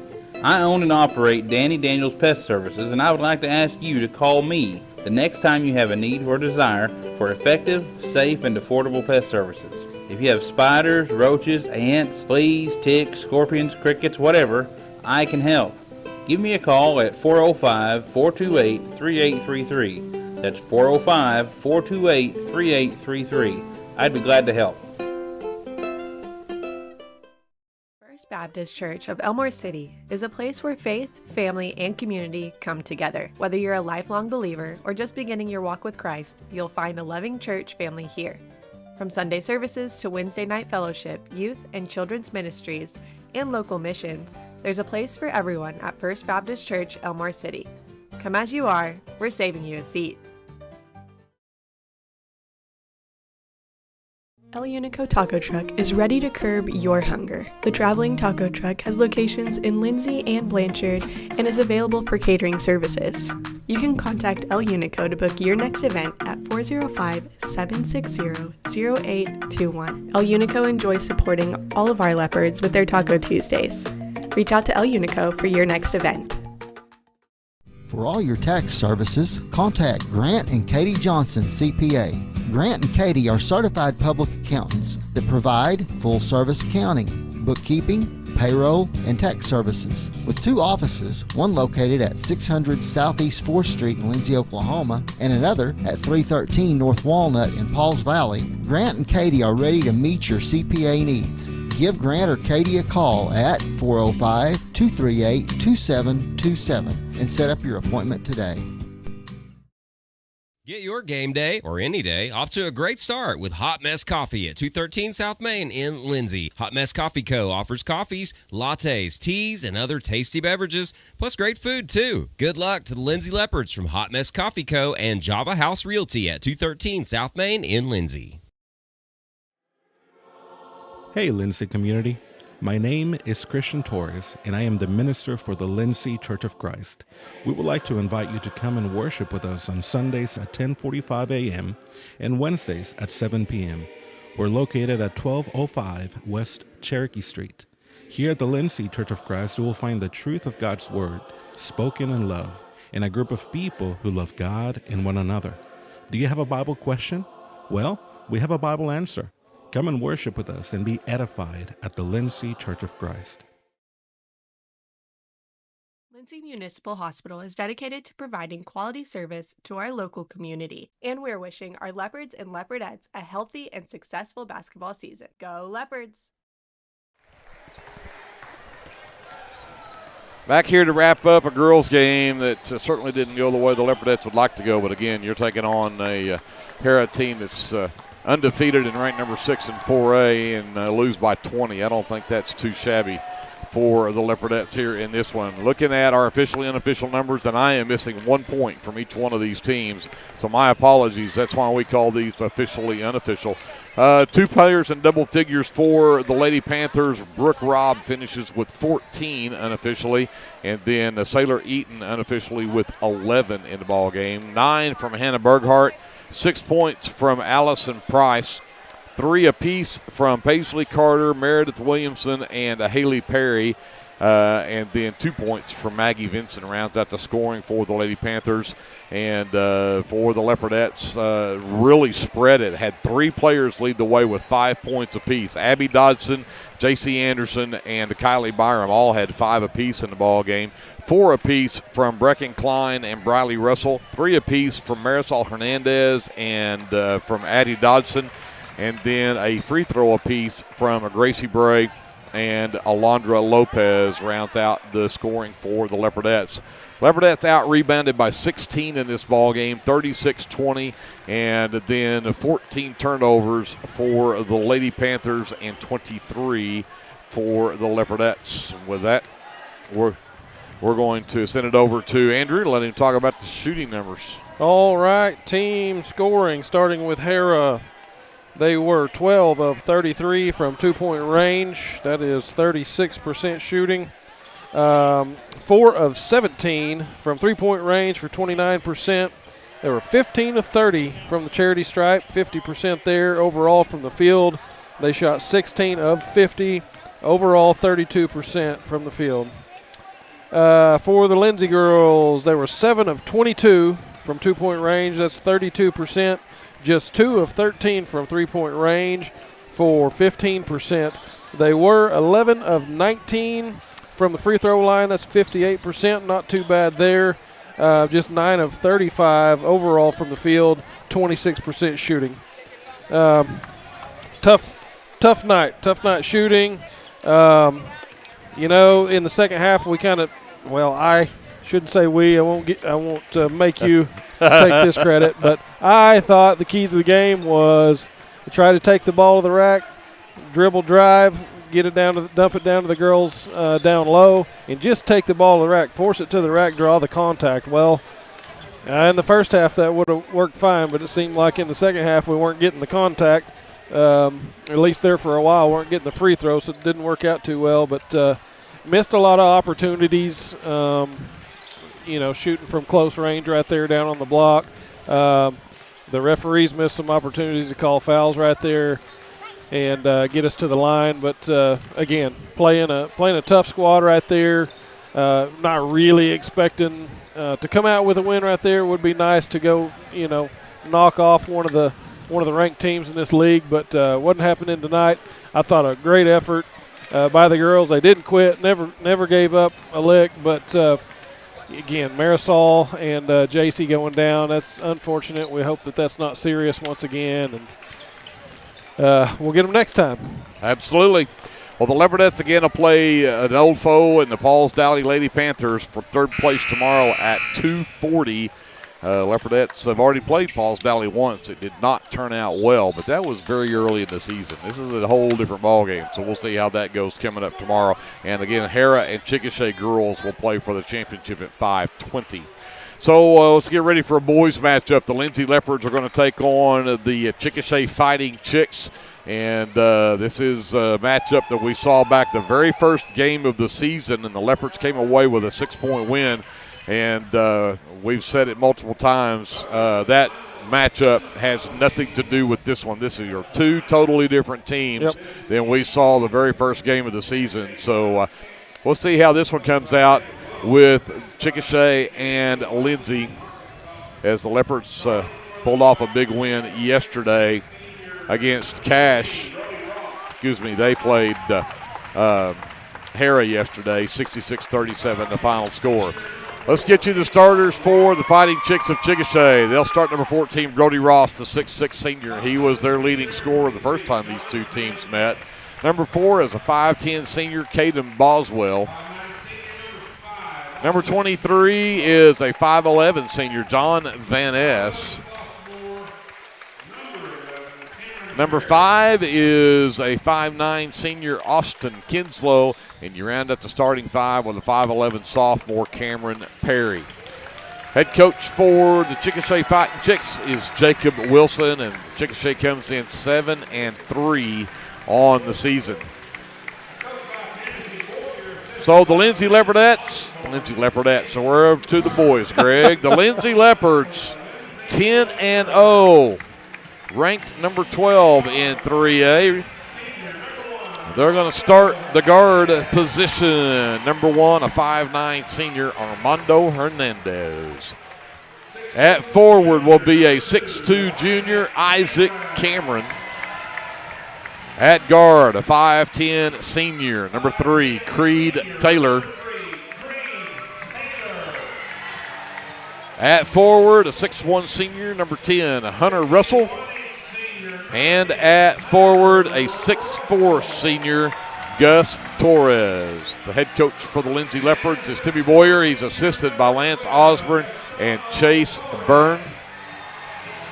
And we go back and look at that game for the Leopards yesterday against Harrah, 66-37 the final score. And Creed Taylor with 24 in that game. Isaac Cameron with 17. Armando Hernandez had 11. Taylor had 17 at halftime. He's got his other 7 there in the third quarter before most of those starters came out there in the fourth. But they need that, every bit of that here tonight. For sure. By the way, Will Lawrence is having a birthday today. That's what I hear. I hear he is the big 1-8 today. An adult, eh? So happy birthday, Will Lawrence. Cameron will step up against the big 6'6" Brody Ross to get this one tipped away. Glad you're here with us. Greg Peary, Andrew Line here courtside in Lindsay. The final game of day 2 of the Charles K. Haley Classic. And Ross will tip it way into the backcourt. Boswell will bring it up against Russell. Goes over on the right wing to Ross. Back out between the circles for Perry. Back over on the right wing for Van Ness. Tries to drive into the lane. Nearly had it stripped. Sends it out into the corner left side. Down the baseline. Kinslow nearly lost it. Got it back. And then out to Van Ness. His three. Bounced around 3 times. And then Bross and Torres end up getting tied up for the rebound. And the possession arrow belongs to the Leopards. The battle tonight is going to be between Ross and Torres. And really, it's the fact that Torres is going to have to guard Ross on the 3-point line, and Ross is going to have to guard Torres on the post. You got it. Torres, a bigger-bodied guy. Ross, a fair amount taller, slimmer. Russell sends the skip pass over to Hernandez. Back to Russell, top of the key. He'll back up and reset the offense. Taylor back inside Torres. Ross went for the steal, strong didn't get it, and Torres, strong move, but he can't get it to go, and Ross will pull down the miss. Great move in there from Torres, just didn't get the ball to fall in. Van Ness has it right wing. Perry gets it from him. Looks to drive in on Hernandez, can't get there. Back over on the right side goes to Boswell. Boswell drives down, leaves it for Austin. Kinslow to Van Ness in the lane, and then Van Ness threw it away. Tried to go back out into the corner to Perry and threw it way too tall. So Leopards will get the ball back. We're still scoreless. 1.5 minutes into the ball game. Hernandez will bring it up. Cameron gets it, gives it to Torres. Torres fakes the handoff. Now Creed comes back to get it behind a Torres screen. Rescreens. Taylor to the free throw line. Russell, left wing, 3. Count it! Hunter Russell for 3. Leopards with a 3-point lead. Boswell brings it up. Perry gets it left wing. Waits for somebody to move. Now he'll just go baseline, and we're going to get a push off underneath. The foul goes on number 5, Austin Kinslow. His first is the first foul of the game. So Leopard basketball, we're just under 6 minutes left to go here in the first quarter. It's 3-0 Leopards off of a 3-point basket from Hunter Russell. Hernandez will get the ball from Isaac Cameron. They'll bring it up. Russell right wing. Comes up top, Taylor. Around the Cameron screen. Spin move, Taylor into the lane, traveled with it. Got a little too fancy with the spin moves, and he turns it over, and the Leopards give it right back. Pretty tight defense there by number 4 Boswell for Chickasha. That's a tall order to stay with Creed Taylor, but he's done a pretty good job so far. So Boswell brings it across. Ross steps out at the 3-point line, gives it back over to Kinslow. Boswell back to Perry. Perry tries to get away from Cameron. Cameron with the good defense. Nice footwork by Cameron. Van Ness now between the circles. And again, pressure defense from the Leopards. Great job by Cameron. Ross now picked up by Cameron on the switch. Up top, the 3-point basket is good for Austin Kinslow. Ties the game at 3.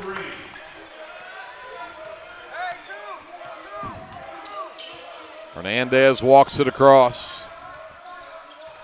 Man defense still for the Leopards.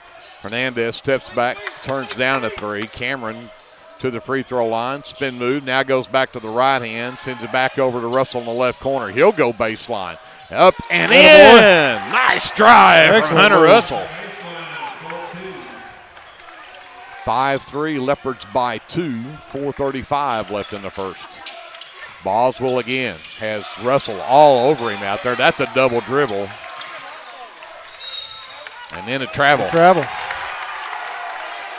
So might have double dribbled it, but definitely traveled. Leopards playing really good defense. Tell you what, so far. That defensive intensity is tough. I was particularly impressed with Cameron down here. Had to switch guard 2 different guys, one of those being the point guard. A guy his size usually isn't going to cover, but he covered him well. Torres, top of the key, sends it to Russell on the left wing, back inside for Cameron. Trying to back down Van Ness. Can't get there, and he'll send it out to Torres on the wing. Torres looks to drive in on Ross, backs down, and he traveled with it. Hey, I appreciate the effort right there. I didn't think he was going to drive, but he did try the drive, just got a little off balance. Yep.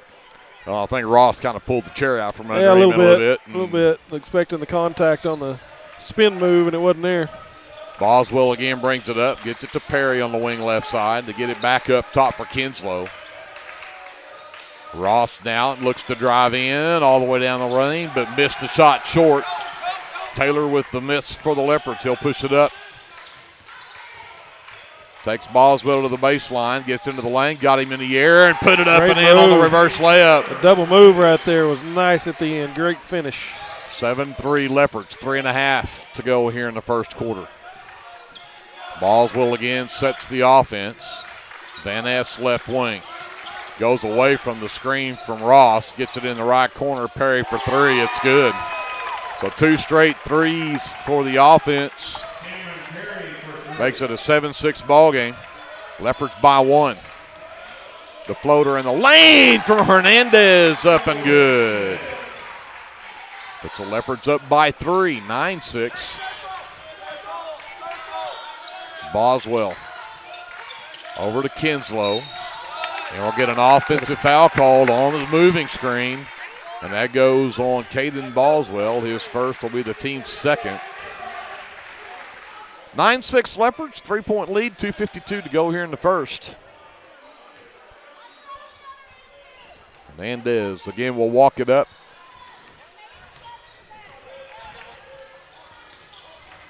Taylor comes to get it behind the Cameron screen, sends it back over to Russell left wing. He'll go around to Hernandez screen.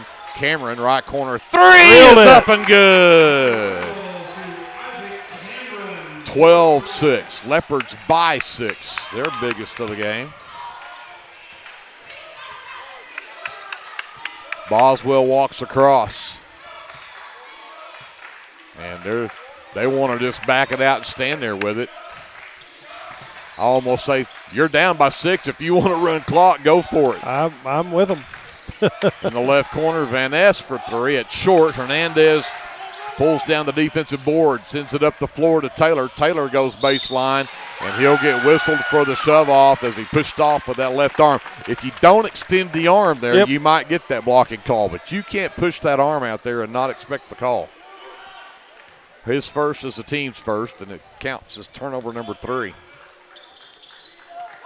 Ross, the backdoor cut from Perry, not a great pass, but he'll circle back out. Ross pulls the trigger on 3, doesn't go. Van Ness fights Cameron for the rebound and comes away with it.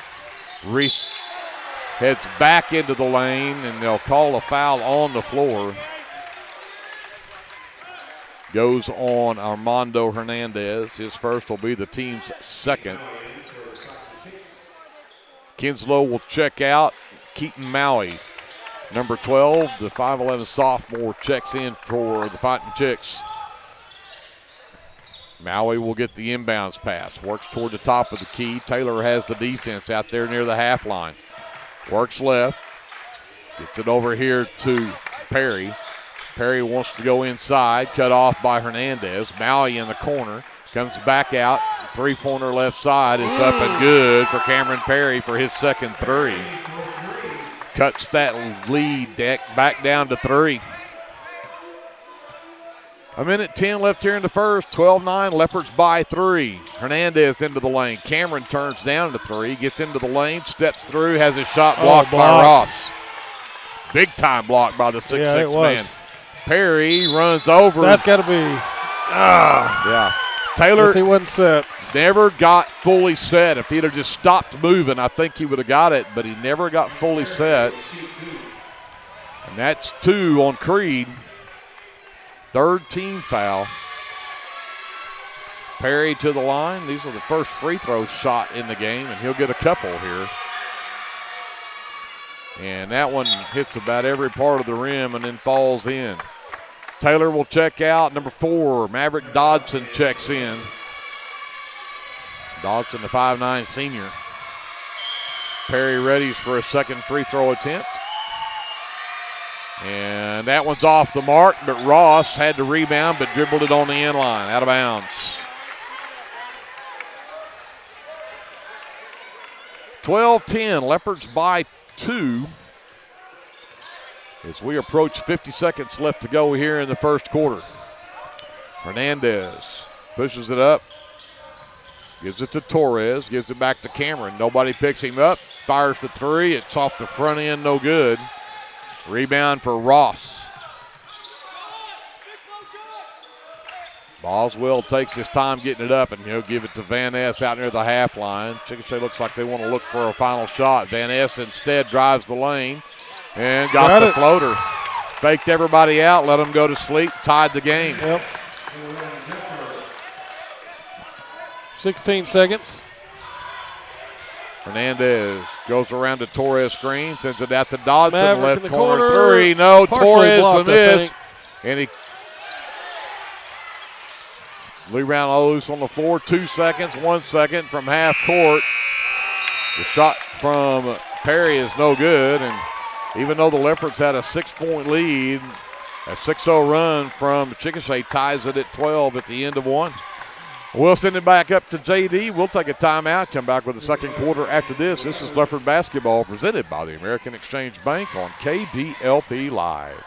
Lindsay Municipal Hospital is dedicated to providing quality service to our local community. And we're wishing our Leopards and Leopardettes a healthy and successful basketball season. Go Leopards! Hey Leopard fans, this is Nick Johnson from First Baptist Church Lindsay. At First Baptist Church, we are a family ministry and desire to faithfully proclaim the gospel in Lindsay and beyond. We would like to invite you to join us every Sunday for worship at 9 a.m. and Sunday school following at 10:15. Our Wednesday evening activities start with dinner at 5:50, and then we have Bible studies for children, youth, and adults starting at 6:30. First Baptist Church is proud to support the Lindsay Leopards, and we wish all of our student athletes a successful season. From all of us at First Baptist Church Lindsay, go Leopards!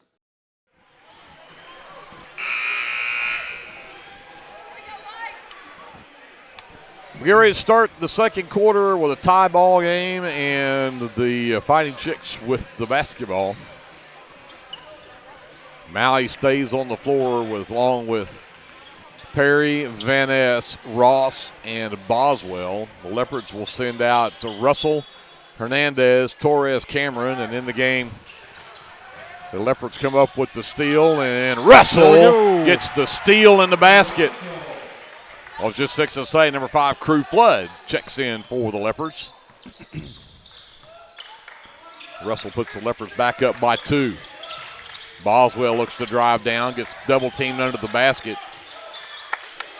Oh, Russell went for the steal, missed it. The floater in the lane doesn't go from Van Ness, and Russell tracks down the rebound. Here comes Hernandez the other way, around to Torres screen, drives down and traveled with it. Yep, hopped a little bit on that plant foot. 4th turnover on the Leopards. So Chickasha gets the ball back down by 2. Boswell will bring it up. Stops top of the key. He might hey, nice pass to Flood. Send it right to Flood. That's turnover number 5 on Chickasha. Flood right wing to Torres, top of the key. He'll hand behind him to Hernandez, around to Torres screen. Cameron now works, gets to the right elbow, spins into the lane, steps through, puts it up and in. Move, patient move on the turnaround right there. 16-12, 4-point lead for the Leopards. He's mastered that, keeping that left foot down spinning and then stepping through. Yeah, it was a little bit troublesome early on in the season. Walked a couple of times, but he's got her down. Van Ness Got it in the lane to Ross. Turns around, sends it out into the corner for Boswell, who knocks down the 3. So 5 baskets in the game for the Fighting Chicks, and 4 of them are threes. 16-15, 1 point Leopard lead, 6:25 left in the half. Hernandez back to Cameron. Perry hanging all over him. Works around. A lot of contact there. Torres screen.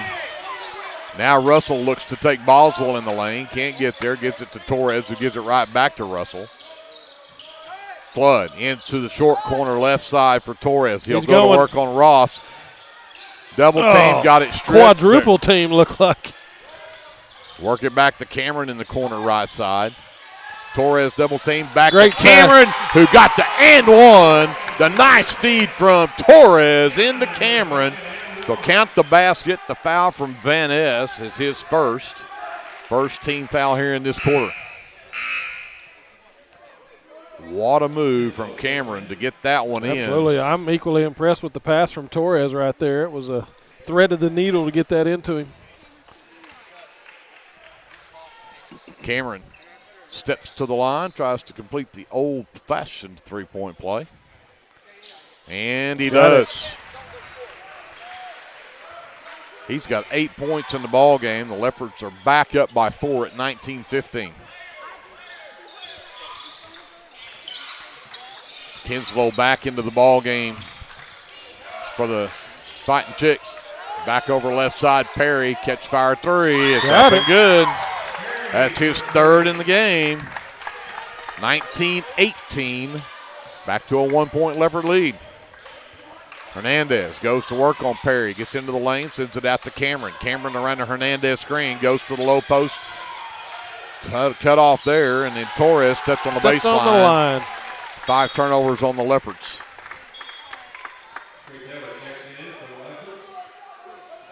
Taylor is going to check back into the game. Flood will check out. 5:22 left before halftime. The Leopards with a 1 point lead, but Chickasha with the basketball. Boswell again will walk it up. Cuts through, goes to Perry. Perry, the floater in the lane, is up and good. Man. Perry's on fire right now. 2019. That's the first lead of the game for the Fighting Chicks. Up top for Torres, hands behind him to Cameron. He'll send it over to Hernandez. Now they'll reset. Balance out the floor. Russell right wing, up top Cameron. Quickly left side Hernandez. Waits for Torres. Now they screen to get Taylor open up top, but Boswell gets around it. Got Boswell in the air, but didn't have a dribble left. Cameron goes to work. Again out to Taylor. And he'll get hammered out there by Van Ness as he went for the ball fake. And Van Ness will pick up foul number 2. Second team foul, but they're going to call it on the floor. And the Leopards will bring it in from the far sideline. Yep. Van Ness big time on that head fake. So Hernandez brings it back across as he got the inbounds into the backcourt. Works around the Cameron screen. Hernandez for 3, no, and a rebound pulled down by Ross. That's 5th rebound already for Ross. 6 rebounds from the Fighting Chicks, and all but one of those belong to Ross. Boswell again on the handle. Flips it out to Perry. Hernandez stays right with him this time. Backdoor cut from Kinslow, cut off by Taylor. Into the right corner, Van Ness. Back up top, Ross. Torres late there, but the 3 rounds out, and Cameron pulls down the miss. Here comes Hernandez. The dribble handoff. Taylor works around a Torres screen. 3 ball on the way. No. Rebound pulled down by Kinslow. Perry races the other way. Gives it up, and there's a travel. Kinslow with the fake. Got a little shifty with the feet, and he'll turn over number 6 on the Fighting Chicks.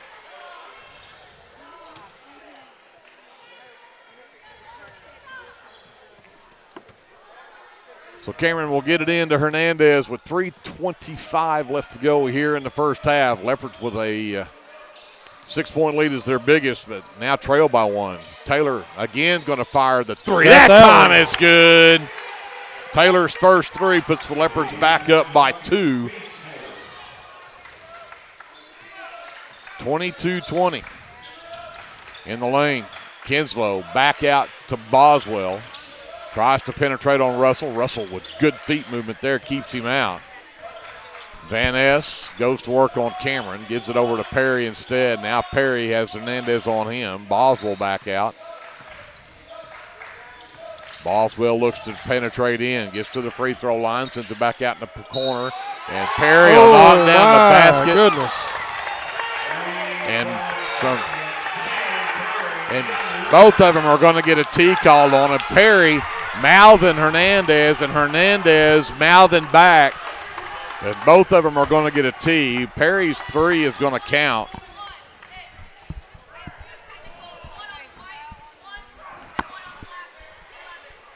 So both of them are going to cancel out. They will both get a technical foul, though, so that means Perry now has a foul.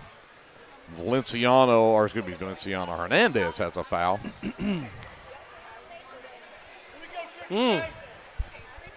So 23-22. Haven't seen a double T in a while. I got to say. And again, that's one of those, if you keep your head and keep your mouth shut, Perry was the one doing all the mouthing. Just let him mouth, let him smart off, let him be smart, and let him get the technical. You don't get to pick one by him. Again, it's hard to do in the moment. But that one was something they didn't have to do. Flood's going to check into the game and get Hernandez out, give him a chance to cool off a little bit. So, but hey, do we have a foul on the shot? We do have a foul on the shot. So he's going to get to shoot that, and then the double T afterward, those I would cancel assume out. they would shoot the free throw. So he should still get the 1 free throw shot. So, yes, they do call Perry over for his free throw. So we will. What doesn't happen is the technical free throws because they cancel each other out. Right. So Perry, again, his 3-pointer did count, and credit. That was a great shot from Perry. It was indeed. He did get the free throw. That's 4 in a row for him from 3. 24-22. Chickasha back with a 2-point lead. Torres into the lane. Sends to Cameron. Free throw line jumper from Cameron nice is up jumper. and good. Great 15-footer right there from Cameron. 24-24 with 2:24 left to go. Boswell will bring it up. Flood will pick up Perry at the top of the key.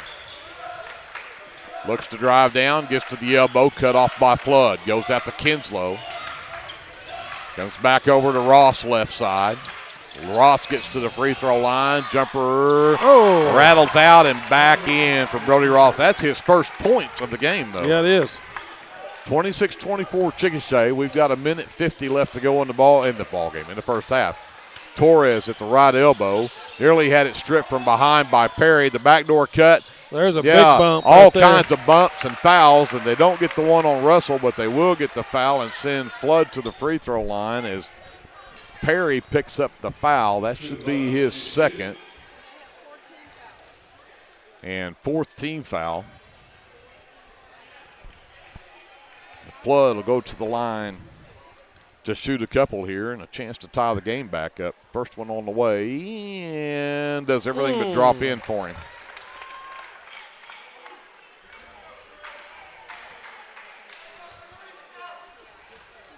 Flood with his second attempt on the way, and that one's off the front of the rim, no good. Rebound loose. Van Ness comes away with it. Boswell to Kinslow, top of the key. Perry left wing.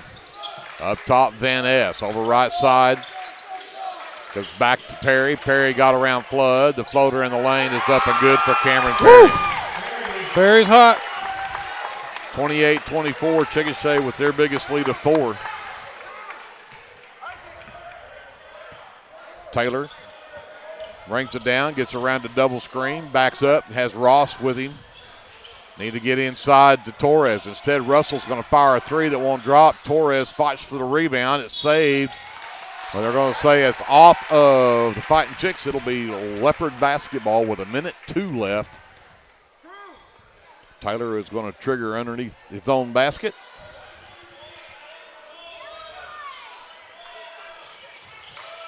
Lob it to Cameron out at the top of the key. Cameron looks to drive in. Sends it out to Russell. Right corner. 3 on the way. It's good! Russell's second 3 of the game pulls the Leopards within 1. 45 seconds left here in the first quarter. Ross steps out. Looks underneath. Van Ness. Back over to Ross. Into the left corner. Kinslow. Oh, got away. Cameron did a great job. I thought he was pretty vertical there, but that was a nice move from Kinslow. He just left Taylor standing. The foul on Isaac is just his first and only the third team foul.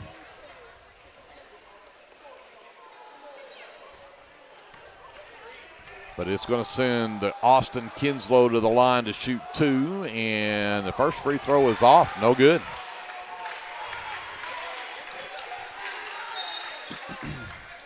And I'm not sure. Got some sweat on the floor, looks like. Keaton Maui is going to check back into the ball game for the Fighting Chicks. And Cameron Perry is going to check out. I think Coach Wilson's probably thinking he's got 2 on him. We don't want him to pick up a third. He's our leading scorer. Free throw number 2 from Kinslow is up and good. He's got 4 points in the game.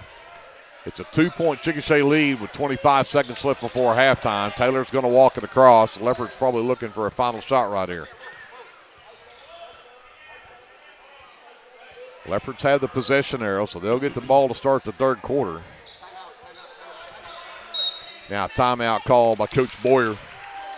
They'll set up something with 10 seconds left. See if they can figure out a way to tie this game up or take the lead headed to halftime. We'll keep it here for this timeout and kind of fill you in on what happened earlier today. We already mentioned that the Leopardettes, after losing to Harrah just before this game, will play Pauls Valley in the third-place game. Pauls Valley lost to the Chickasha Lady Chicks earlier by 1 point. That was a close ball game and was a lot of fun to watch. But Chickasha and Harrah will play the championship game on the girls bracket at 5:20 tomorrow. Cache and Plainview girls will play the consolation championship at noon at the same time that Duncan and Sulphur girls play the seventh-place game over at Hately Arena. We'll talk about boys coming up here more in a little bit as we're just about ready to get back to action. Leopards with the ball, 10 seconds left. See what we've got drawn up here. Russell gets the ball, comes back to Flood, right wing. Back up top, they screened, got Taylor loose. They got him covered up. Taylor still got the 3 away. It won't go. And Ross will claim the rebound, and the Leopards got what they wanted but didn't get the result they wanted and end up down by 2 at halftime. 29-27 the score. It was tied at 12 at the end of 1. This one's going to be fun. We're going to add up our officially unofficial stats. We'll be back with your American Exchange Bank halftime show right after this on KBLP Live.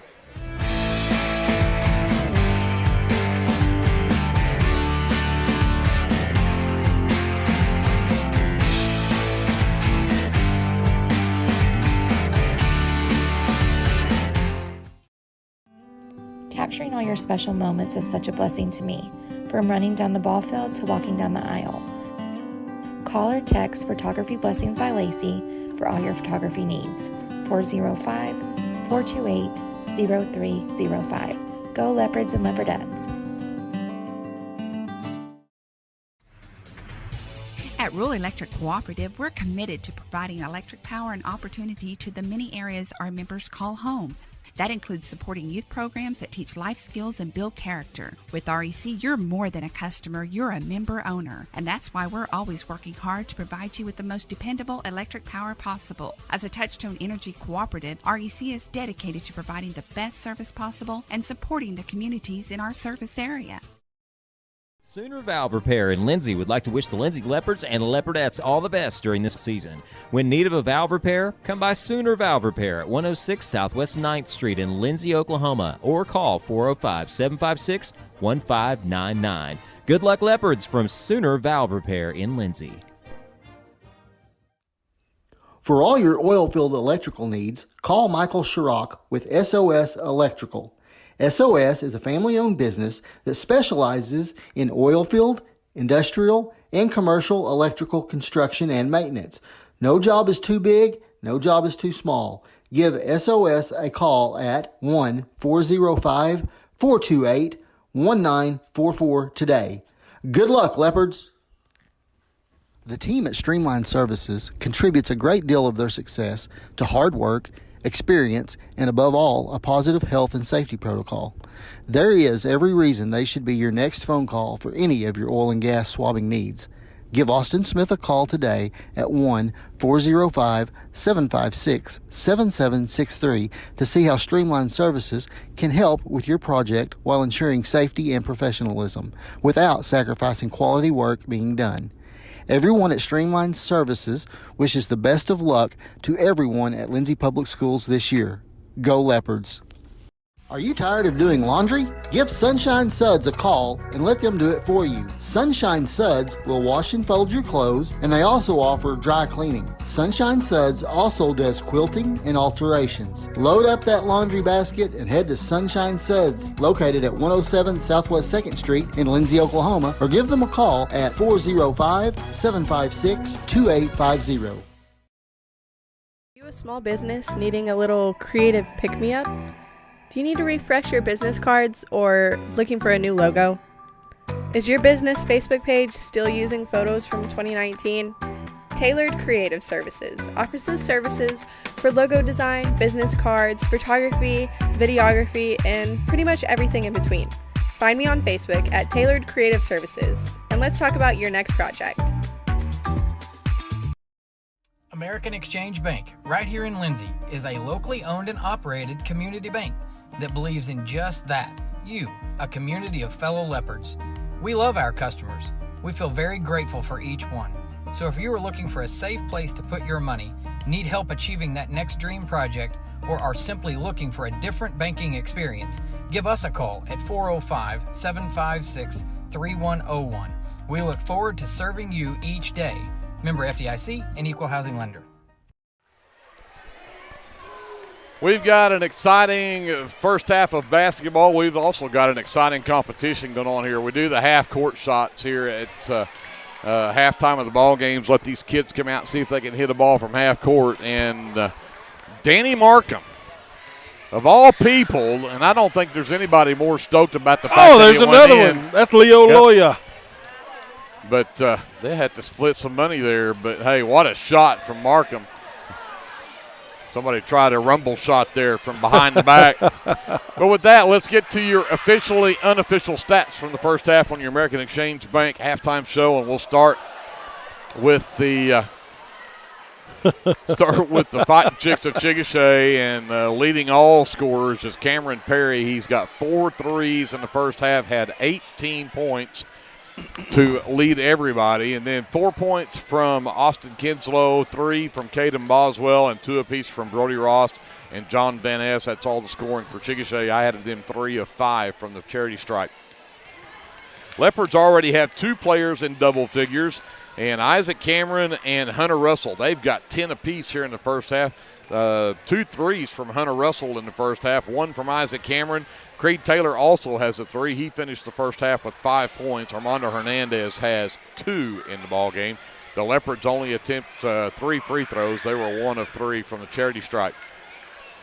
7 rebounds for the Leopards, 9 for the Fighting Chicks, and then 6 turnovers for Chickasha and 5 for Lindsay. With that, we go over and talk to Andrew, see what the team scoring looks like. Yes, sir. Starting with Chickasha. From 2-point range, 4 of 6 for 67%. From 3-point, they were 6 out of 11 for 54%. From the free throw line, 3 of 5 for 60%. They made 10 shots out of 17 from the field for a total of 58%. for the Lindsay boys, they were 7 of 9 from 2-point range. Nice job there for 78%. Excuse me. From 3-point range, they were 4 of 10, 40% there. They were 1 of 3 from the charity stripe, 33%. Overall from the field, 11 shots made out of 19 attempts for 58%. So both teams shooting 58 overall from the field. Key difference there, 4 threes from Perry, and one from Kinslow, one from Boswell. So really good shooting from beyond the arc for Chickasha tonight. We don't really have an answer for Perry there, at least in the latter part of that first half. So we're going to have to get that guy under wraps. He's hot. I'm hoping he went to the locker room, cooled off a little bit. That'd be all right with me. Let's see. What'd you have for Perry? He had 18 points. Yeah, 18 quick ones, and doing a really good job there. So, tight ball game. Is that the first time we've been down at the half this season? I'd have to go back and look at that one. But you're probably pretty close. But yeah, and again, the Leopards are in good shape here. I think again you got to find Perry.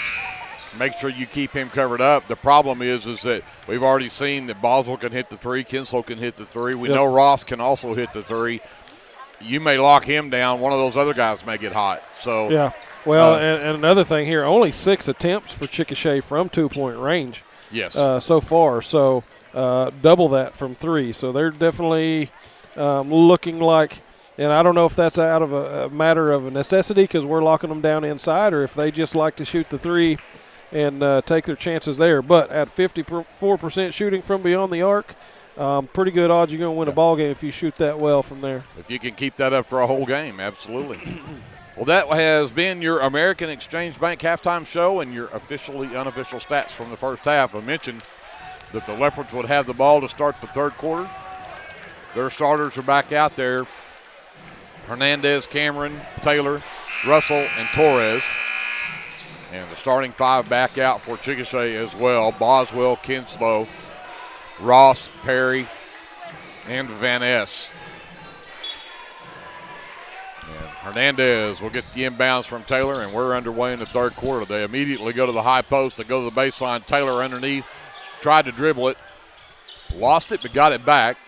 Torres now to Hernandez in the lane. Out into the left corner, Russell. He'll drive the baseline, gets it to Torres in the lane. There we go. Nice feed from Russell, and Torres with the strong move. Can't touch the ball after it goes through the basket, so we're getting a delay warning on the Leopards. Okay. Cannot touch the ball after it goes through, but that shot ties the game up at 29. Boswell brings it up. Van Ness gets it right side. Goes out onto the wing, tries to go one-on-one with Cameron. Great help defense from Taylor inside Ross. Oh, strong move. Torres had him blocked. Ross able to get it up and in. Yeah, I thought that was a block, and thing squirted up there and went in the bucket. 31-29, Chickasha by 2. Hernandez goes to Torres. Back to Hernandez in the lane. Lost the handle, got it back. Scoop shot won't go. Torres, the rebound and the put back in the end one. Ross should pick up the foul here. Double check that, and it is Brody Ross, just his first. Only the first team foul, but this will be an and one opportunity coming up here for Gus Torres. To take the lead back. 4 points in the game, and that's the 4 points that the Leopards have scored here in the third quarter. And misses that. Cameron tips the rebound, but Kinslow will finally pull it down. We're tied at 31. Perry has the basketball. Russell has him top of the key. Ross comes to set the screen. Comes back to Van Ness. Dribbles across the top of the key. The dribble handoff. Boswell drives the lane. A tough shot over an outstretched Cameron, and Hernandez comes away with the miss. Russell on the baseline. Oh. Drug that pivot foot just enough to travel with it.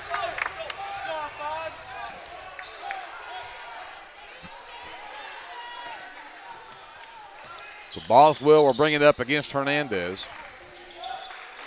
Perry gets it left side. Russell out there. Here comes Ross to set the screen.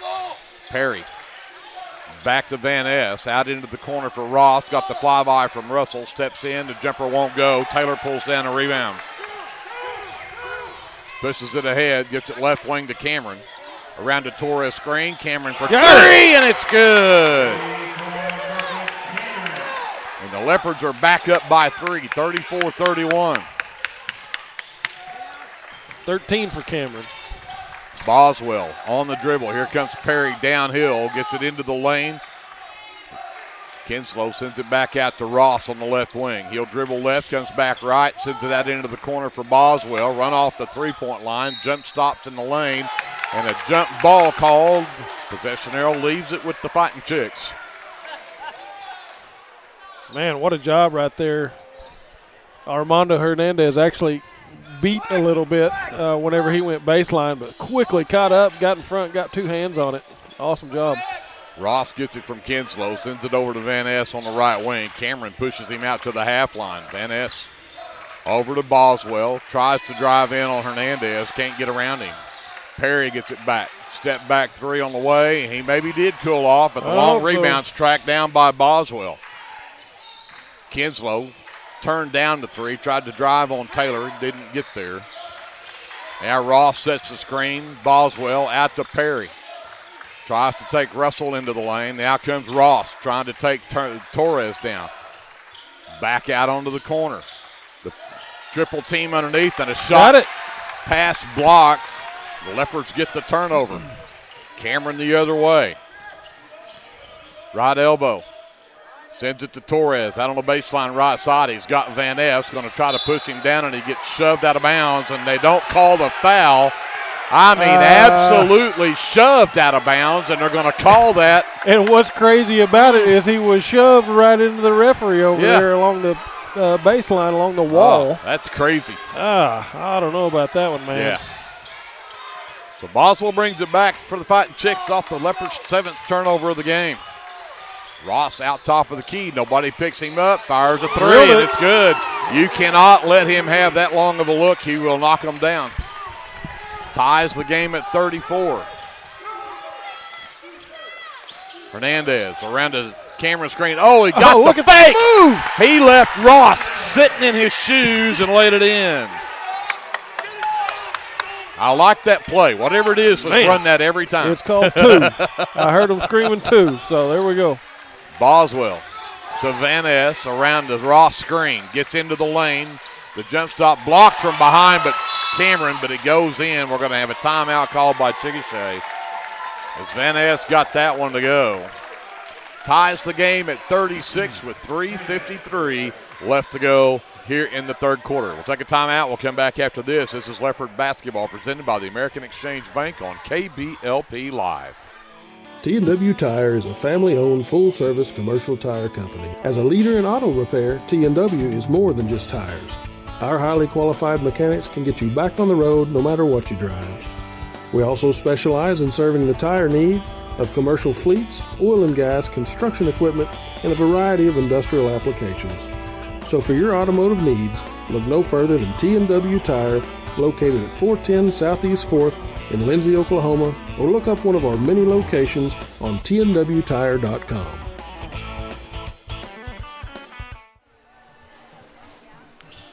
.353 left to go in the third quarter. We are all tied up at 36.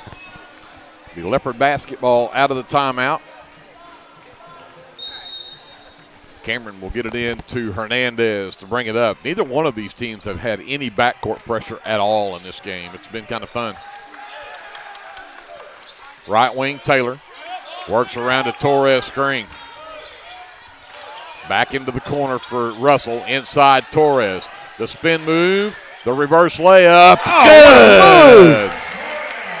38-36. Leopards by 2. 6 points in this quarter from Torres. I don't have any idea.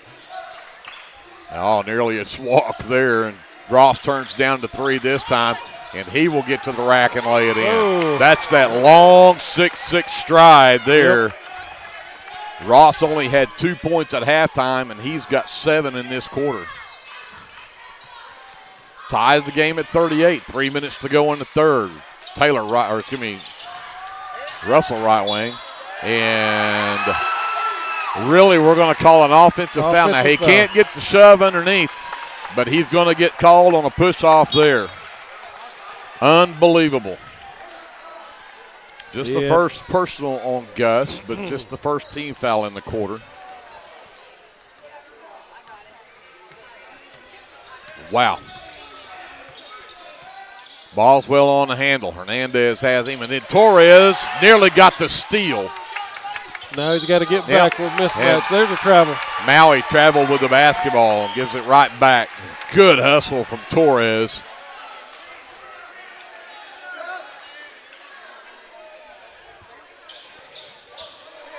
So Hernandez will bring it up. Works to the right wing. Cameron to Torres between the circles. Russell back to Taylor. Taylor looks to drive down, gives it back to Torres. Right back to Taylor. 3 ball straight away is an air ball. Turnover number 8 on the Leopards.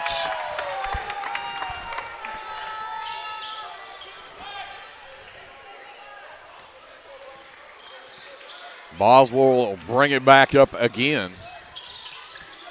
Trying to get around Hernandez. Hernandez with great defense. Can't get it done, but then they're going to call the foul on Hernandez. And because of a technical, that's his 3rd in the ball game. Actually, it's his 4th.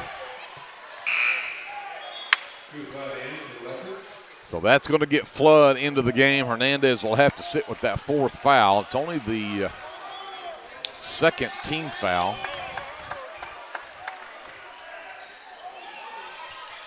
The lob up top for Van Ness off the inbounds. Boswell gets it back in the corner. Picked up by Flood.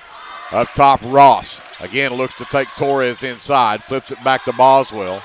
Back to Van Ness. The pass inside. Tipped and pulled down by Cameron. Turnover, Chickasha. Cameron in the lane. Jumper. Up and good. Timeout, Coach Boyer and Lindsay. Cameron with 15 in the game, and the Leopards back to a 2-point lead, 40-38. We've got 1:53 left to go here in the 3rd quarter, and it's a full timeout. We'll take it with them. We're back with more Leopard basketball presented by the American Exchange Bank after this timeout on KBLP Live. For over 68 years, Winans Funeral Home in Maysville, Oklahoma, has been serving families in the area during their greatest time of need, the loss of a loved one. We treat each family as if they were our own and consider it a true calling to minister to each and every family that calls upon us. We don't take caring for your loved one and your family lightly. Your care is important to us. Call on us 24 hours a day, 7 days a week, where our staff can assist your family with immediate need with the loss of a loved one, pre-need arrangement planning, pre-need burial insurance, along with questions regarding funeral burial trust accounts, Veterans Administration, and Social Security benefits questions. Myself, John W. Williams, Teresa, and Claudia are well experienced in these areas and will be more than happy to assist you in any way we can. Winans Funeral Home in Maysville, where you are family. We have some celebrities in the house. Yeah, I would say so. Real quickly, I don't know if we're getting a shot of it across the way there, but we have Sam Rayburn in the house, a standout football player from Chickasha, a standout at the University of Tulsa, and a Super Bowl champion with Philadelphia Eagles. Not too often you get a Super Bowl champion in the house, so hats off to old Sam over there. Chickasha with the ball out of the timeout, and Russell's going to get whistled on a foul against Perry as he tried to keep him from catching it inside. Just the first personal on Hunter, but it is the 3rd team foul here in the 3rd quarter. Boswell looking for inbounds. Finally got Ross on the right wing, up top of Van Ness. The dribble handoff, gets it to Perry. Perry across the top of the key, hands it back to Boswell. Ross on the right wing. Looks to drive in, stops free throw line, sends it out to Maui. His 3 off the rafters, that was high. It's good. 41-40, Chickasha back up by 1. We've got 1:17 left in the 1st quarter. The no-look pass to Torres into high post. Needs some help. Taylor comes back and gets it, and we're going to get a travel call. I guess he was shuffling his feet while looking for somebody to pass the ball to. I don't know, but that's turnover number 9 on the Leopards. As we approach a minute left to go here in the third, Chickasha with the ball and a 1-point lead. Van Ness comes to set the screen. They dump it out to Ross for 3. It's short. Cameron pulls down the rebound. Cameron pushes it up right side. Gets past everybody. Spin move in the lane. Back out into the corner. Russell for 3. And it's good. He likes that corner. 43-41. Leopards. 30 seconds left. Perry on the handle with Russell on the defense. Got a count going now. Looks to drive down. Had to give it to Van Ness. Comes back over to Kinslow. Down to 20 seconds. Kinslow with Flood on the defense.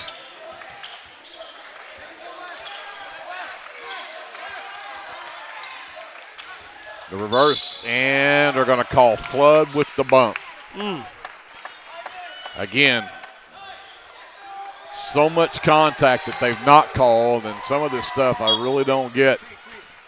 10 seconds left. Again, that's only the fourth team foul, so they don't get to shoot free throws here, just the first on Flood.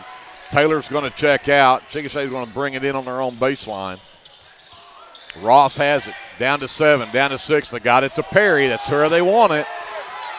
Drives into the lane, stopped by Flood. Boswell with the 3, and it rattles out, no good.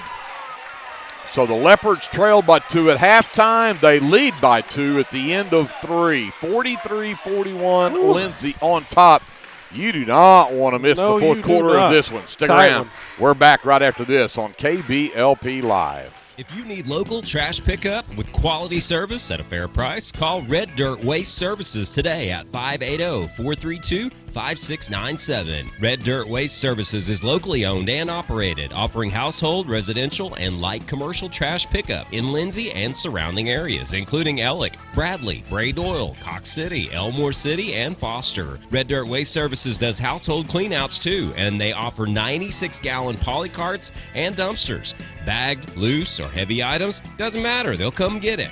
Red Dirt Waste Services even offers valet service, so you don't even have to take your trash to the curb. Schedule your weekly pickup today by calling 580-432-5697. Stop paying more than you have to for quality, dependable, and locally owned trash pickup. Call Red Dirt Waste Services at 580-432-5697. That's 580-432-5697.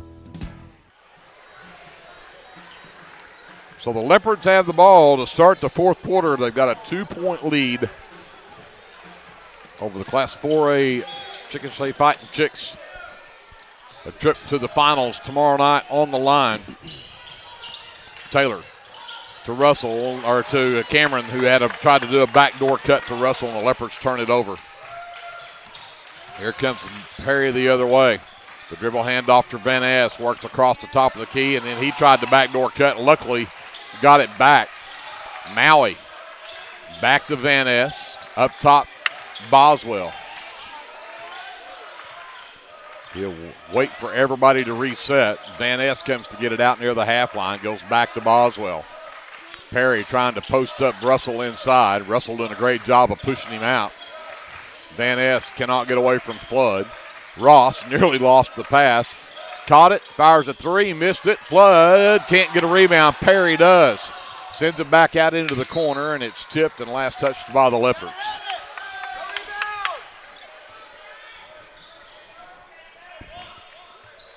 So out in the corner for Boswell to bring it in. Ross gets it on the right wing off the inbounds. Torres stays with him. Looks to take him in the lane, steps back, jumper at the free throw line is short. Flood comes down with a miss. And Taylor will walk it across. Leopards with the ball and a 2-point lead. Works around the Torres screen. Steps behind him, 3 ball on the way, it won't go. Perry with the miss. Creed a little bit cold tonight from 3, just one of 5 from 3-point range. Ross comes to get it on the right wing. Comes into the corner for Boswell. Works around the Ross screen. Van Ness, free throw line jumper, doesn't go. Torres claims the rebound for the Leopards. Here comes Cameron. Van Ness picks him up top of the key. Torres sets the screen. Back to Torres, top of the key. Gets it to Russell. Russell. Oh. They're going to call the offensive foul on the screen from Torres. I think that was an acting job right there, my friend. Yeah, Perry is. Number 2 on Torres. First team foul here in the fourth quarter. I'm calling flop on that, Greg. Yeah, I 1,000% agree with you. Flop it is. Perry will get it in the backcourt. Goes to work on Russell.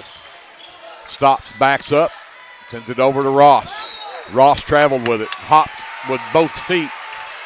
And that's turnover number 10 on Chickasha. Leopards still have a 2-point lead and a basketball. 5:51 left in the ball game. Taylor will bring it up against Boswell. Goes to the high post. Torres turns around, takes Ross down, got fouled. What a move! And one. They didn't call a foul on that. How in the world? I can't believe it. Hallelujah. 45-41. So much contact as Torres went up. And then he blocks the pass from Ross. Ross got it back. Maui again off the rafters for 3, and it drops. That dude shoots a high ball, but boy, that's even higher than Lou Dort's 3. He didn't touch rim on either shot. 45-44. Leopards by 1. 5:05 left in the game. Double screen for Cameron. Van Ness gets around it. Taylor around the Torres screen. Backs it back out all the way to Russell in the right corner. Now Cameron gets it back. Goes to work on Van Ness. Steps down to the baseline. Steps through. Comes out to Taylor on the left wing. Goes away from the Torres screen. Tries to drive between 2 defenders and lost the basketball. Yep, tried to force that one a little bit. They've been giving Creed a little bit of a hard time defensively. Big time. Perry gets it wide on that left side. Spread the floor, let him go to work. Russell does a great job of staying in front of him. Maui back to Ross. Ross back to Perry. Perry around the moving screen. Tough shot. Great defense right there. Forced a bad shot. And Russell comes away with the rebound for the Leopards. Russell fakes the handoff. Now goes inside to Torres. Torres goes baseline, double team, steps through, and got to get that contact right there. I'm thinking on Perry. They got Perry with the foul. That's his 3rd, I believe. It is just the first team foul in the quarter. And they're going to get Hernandez back in the game. Flood will check out. Hernandez got to be careful. He's got 4.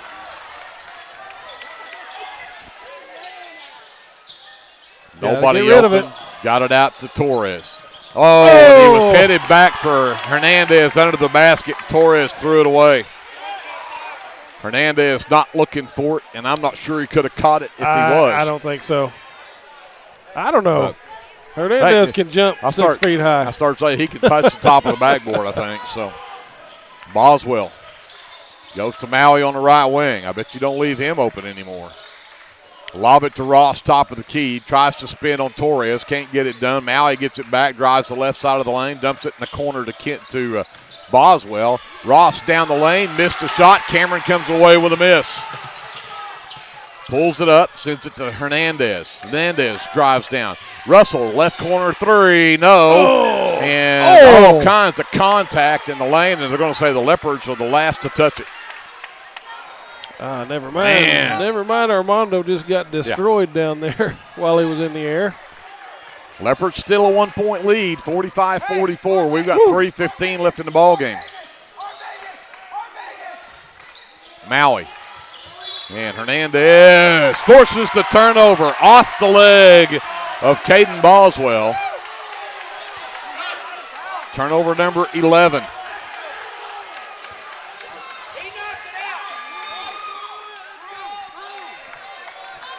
So Hernandez will bring it up, see if the Leopards can add to that 1-point lead. Cameron, top of the key, Hernandez left wing. Taylor Back inside nice to Cameron. The Got it in the end outstanding finish. My goodness. And again, they did. Keaton Maui picks up his first, the team's second. But again, they set the screen out front. Everybody crashed on Taylor, they expected to shoot the three, and the rollback from Cameron was perfect. And now I think they're going to get Van Ness coming up over the back of Hernandez for the rebound.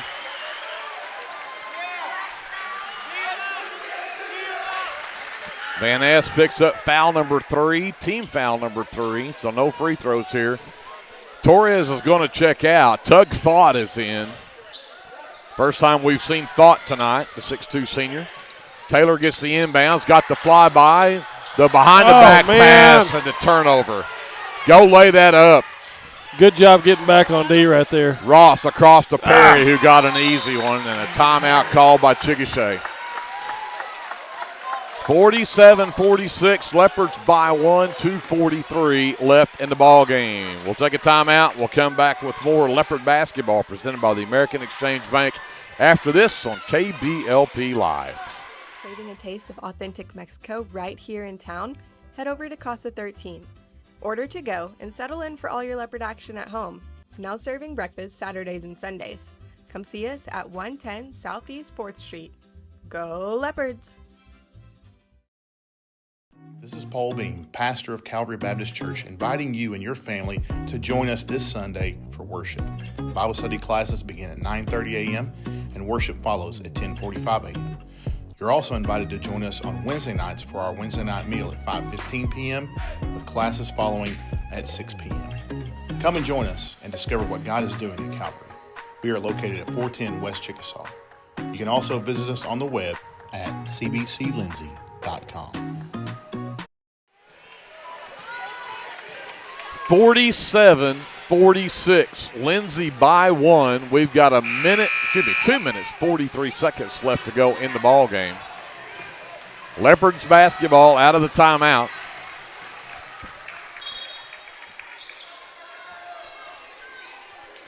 Russell will bring it up this time for the Leopards. Maui picks him up top with the key. The dribble handoff to Taylor, to Cameron. The backdoor cut to Russell wasn't there. They go back to Taylor on the wing. Back to Torres. Torres going to fire the three. It's off the mark. The rebound, Hernandez, and he puts it in. That was a pass to Hernandez. There you go. Planned it that way all along. 3-point Leopard lead, 49-46. Ross comes to set a screen for Boswell. Boswell drives the left side of the lane, lost the basketball. Now the Leopards can be a little more cautious here and take good shots. Yep. 2 minutes to go. You got the ball on a 3-point lead. Don't need to force. Take what they give you. But you got to protect the basketball. Yes, you can't turn it over. This is the stall game, but you got to make good passes and not turn it over. Can't travel. I mean, this is just good fundamental basketball now. Cameron over to Hernandez. Back to Russell. Back to Hernandez. Into the corner. Taylor turned down the three, thankfully. We didn't need that three. Cameron to the baseline underneath. And timeout called by Coach Boyer. 1:26 left in the ball game. And the Leopards going to try to get this one figured out. We'll take a 30-second timeout. We'll come back to Leopard Arena after this. Leopard basketball presented by the American Exchange Bank on KBLP Live. Attention, Lindsay. Design It has a brand new home at 306 South Main, and we can't wait for you to see it. Step into our fresh new space and check out our latest spirit designs to cheer on your favorite local school teams. Whether you're looking for custom apparel, spirit gear, or unique designs that show your school pride, Design It has you covered. Come celebrate our new location today at 306 South Main Street in Lindsay, because at Design It, school spirit starts here. Well, we've got 1:26 to go in the ball game. The Leopards have got the ball in a 3-point lead over Chickasha. Hernandez will have to bring it in on the baseline. Lobs it out to the left wing. Russell gets it out to Taylor. Kinslow brings the pressure. The trap comes. They'll get it back over to Cameron. And Cameron will be fouled by Van Ness. That'll be 4 on Van Ness. One more foul to give. None to give. That is the 4th team foul. That's 4. So next one will put the Leopards in the bonus. We're down to a minute 17. They're going to say Russell needs to bring the ball in. I put this one in the backcourt. Take the 10 seconds to get across the timeline. You got that right. I wasn't getting too big a rush. Oh, Hernandez. dangerous. Oh, came up with it. Taylor. Double team comes. Can't turn the ball over. Timeout called by Coach Boyer. Again, got to protect the basketball here. Can't get trapped and you can't turn it over. 49-46, a minute 5 to go. We have a full timeout on the floor. Let's hear some more from our fine sponsors of Leopard basketball. Come back right after this on KBLP Live. Legacy Roofing is a family-owned and operated business that serves Lindsay, Oklahoma and surrounding areas. We specialize in getting your home back to its best, whether it be annual wear and tear or storm damage. We don't just fix roofs, we take care of your home. Legacy Roofing, family-owned, community-focused, and always here for you. Call us today for a free estimate at 405-756-8855 and let us protect your home with the care it deserves. This is Dr. Matt Shelton with Lindsay Family Dentistry. I'm a 1997 graduate of Lindsay High School and have been practicing dentistry in Lindsay since 2006. We welcome you to come by our dental practice so we can help you and your family with all your dental needs. We offer dental services for everyone at every age, from braces to aligners to crowns, bridges, dentures, and implants. Give us a call today at 405-756-4093 or stop by at 102 Southwest 7th Street and let us give you the healthy, beautiful smile you've always dreamed of. We've got a minute 5 left to go in the ball game. Leopards with the ball and a 3-point lead. Russell will bring it in. They'll get it in the backcourt. Hernandez. Kinslow with the defense. Got it to Cameron. Cameron will get across the timeline. Double team. Got it to Hernandez, but Cameron knocked to the floor, and I think they'll get the foul on Kinslow, and they do. That'll be number 2 on Kinslow, but that is a 15 foul. Leopards in the bonus. Cameron only shot 1 free throw in that first half. It was the part of an and one, but he knocks it down. This is a couple of big ones right here because this could make it a 2-possession game. And the first one is too strong. Can still do that with this one, make it a 4-point game.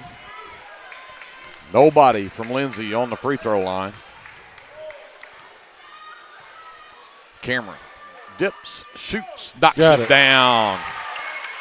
He's got 18 in the ball game. It is a 4-point Leopard lead, 50-46, 55 seconds left in the game. Boswell pushes it up the floor. Timeout. Coach Wilson from Chickasha. So let's keep it here for this. Make sure we don't miss anything. 51 seconds left to go in the ball game. Here's the other side of this. You've got 4 fouls to give before they're shooting. We've only got 1 team foul. That's right. 51 seconds left. I'm almost of the opinion, let them run some time, but if they're out here where they're driving, I'm not against fouling to make them, to keep them from being able to get threes off. You've got some great three-point shooters out there, but you can foul and help let them run some time off and then create a foul and not put them at the free throw line. Yeah. Well, and this time of the game, they're going to be trying to get that ball over to Perry for a 3-ball. Yeah.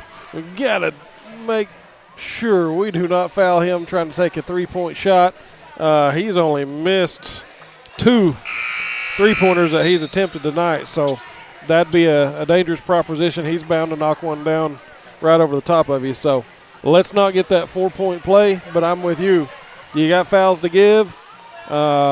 Use them wisely. I don't mind using those a bit. But, hey, Perry's got 18 points in the first half. He's got 2 in the second half. Right. Boswell to inbound in front of his own bench. The lob for Ross in the lane. Stolen away by Cameron. Cameron to Taylor. Oh, dangerous. Oh, dangerous. Tug. Fought to Russell. Yeah!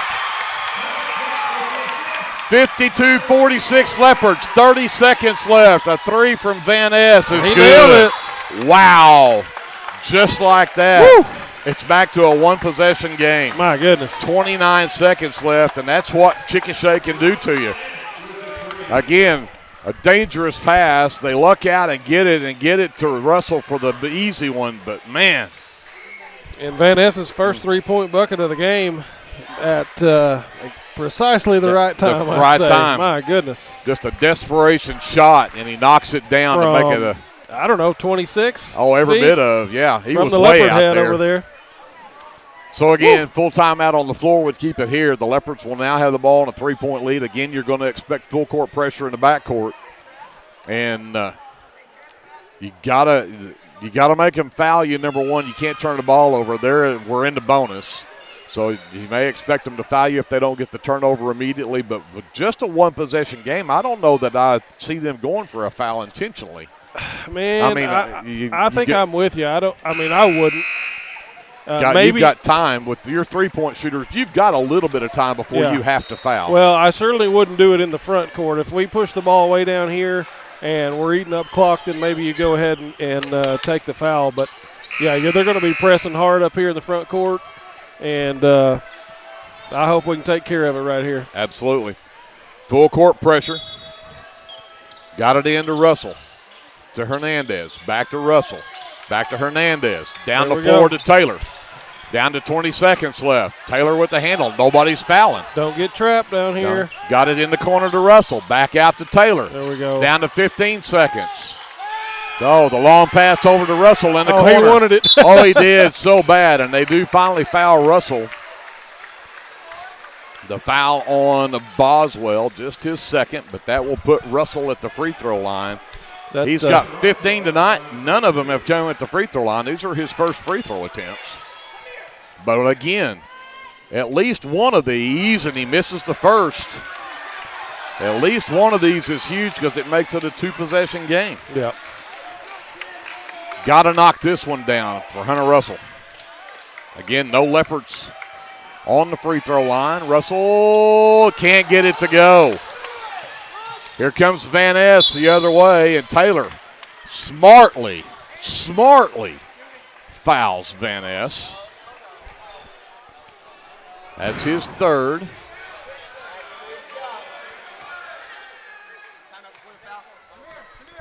We're going to have a timeout on the floor called by Chickasha, I assume, with 5.5 seconds left.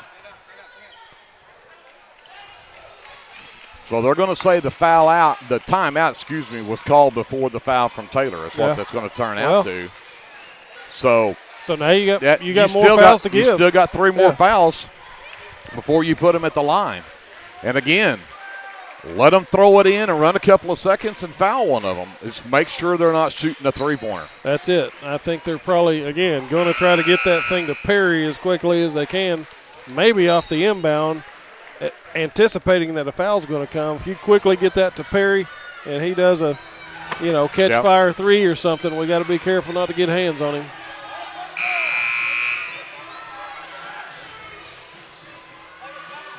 Boswell will be the trigger man right in front of his own bench.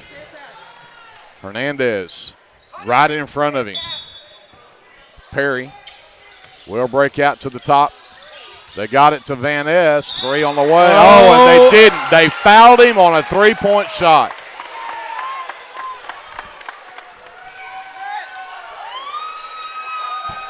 So the foul on Cameron, just the second team foul, but that's with Van Ness on a three, and he gets 3 free throws here with 3.4 seconds on the clock, and he misses the first. Thank goodness. Woo! Man, that's high-pressure shots right here for Mr. Van Ness. I don't envy his position right now. Second one from Van Ness, and that one will go. Now, you got to block out. You can't let them have a rebound. Can't get a putback here. 3.4 seconds left. Van Ness misses it. Intentional. And it's intentional, and it's loose on the floor. And the heave at the buzzer doesn't go from Van Ness, and the Leopards will sneak out with a 52-50 win over the Fighting Chicks. Man, what a ball game. I tell you, who shot that three at the end? Was that Van Ness did, yes. Wow. Man, what a ball game. Whew, that's I'm sweating, and all I did was sit here and watch. So the Lindsay Leopards stay undefeated at 11-0. They will move to the championship game against Sulphur. And if you think this one was fun, wait till that one happens at 6:40 tomorrow afternoon or tomorrow evening. That game is going to be just as fun and more, I promise you, with Sulphur. So Chickasha will move to play Cash in the third place game at 4 o'clock. We'll give you the full schedule rundown for tomorrow coming up right after this on KBLP Live. American Exchange Bank, right here in Lindsay, is a locally owned and operated community bank that believes in just that, you, a community of fellow Leopards. We love our customers. We feel very grateful for each one. So if you are looking for a safe place to put your money, need help achieving that next dream project, or are simply looking for a different banking experience, give us a call at 405-756-3101. We look forward to serving you each day. Member FDIC and Equal Housing Lender. Are you struggling to find a health insurance plan that fits your needs as well as your budget? Let me, Matt Powers, a licensed insurance agent, help you navigate the insurance maze and find the best plan for you. Together, we'll search a variety of plans from nationally recognized carriers at no cost to you. We can talk over the phone or in person. Why stress or wonder if you're choosing the right plan when I can help you for free? Call today and let me help you.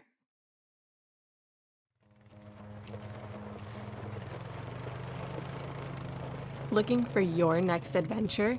Head to Morris Motorsports in Chickasha. We carry top brands like Polaris, Can-Am, Kawasaki, and Honda. Plus, we offer a full-service and parts department. Whether it's ATVs, side-by-sides, motorcycles, or accessories, we've got what you're looking for. Visit morrismotorsports.com or give us a call at 405-224-6113. At Morris Motorsports, we don't just sell machines, we sell fun.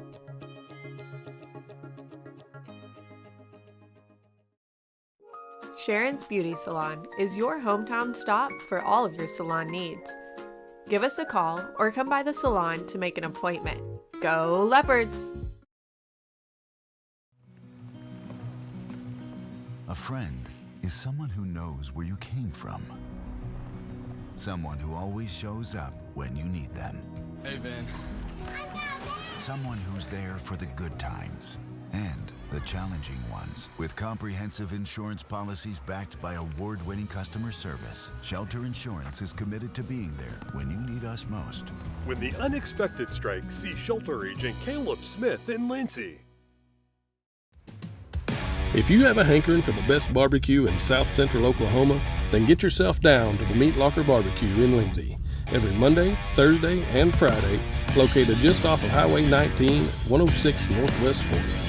At the Meat Locker, we work hard to bring you the most consistent, delicious, slow-smoked barbecue around at a price that won't break the bank. And don't forget, we cater too, and we'd love to do the cooking for your next event. So come see us or give us a call at 405-428-1198 and visit our new website at meatlockerbbqok.com for the latest Meat Locker merchandise. We're proud to sponsor this broadcast of Lindsay Leopard Athletics and want to wish all the students, faculty, and staff a successful year. So welcome back to Leopard Arena as we wrap up day 2 of the Charles K. Hately Classic, and the Lindsay Leopards get away with a 2-point win over the Class 4A Chickasha Fighting Chicks, 52-50. The final score in the ball game, and we'll get to our officially unofficial stats first for the Fighting Chicks. Cameron Perry still leads the way as the only player in double figures for the Fighting Chicks, and he finishes with 20 points. He had 18 of those at halftime. They held him to that one basket in the fourth quarter. And in the second half, he finishes with 20. 9 from Brody Ross, 8 from John Van Ness, 6 from Keaton Maui on 2 3-point baskets, 4 from Austin Kinslow, a 3-point basket from Caden Boswell is the scoring for the Fighting Chicks. I had them 4 of 8 from the free throw line. For the Lindsay Leopards, they are led by Isaac Cameron tonight. 18 points tonight from Cameron. He had 2 threes in the game. 15 from Hunter Russell. He had 3 threes in the ball game tonight.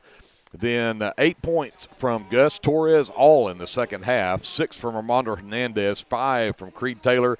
And that rounds out the scoring for the Leopards. And they were 17-13. They are +4 on the glass, out-rebounding Chickasha, but 14 turnovers apiece for both of these teams.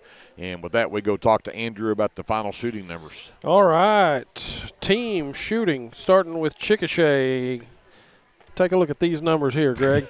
They're 8 of 16 from two-point range. That is 50% if my math is right. They shot from three-point range 10 of 20. If my math is right, that's 50%. And they were 4 of 8 from the free throw line. That's 50%. Overall, from the field, 18 of 36 for Chickasha. Let me guess. 50%. Wow. Didn't even need a calculator, my man. I tell you, you can't beat that. Yeah, they made it easy for me.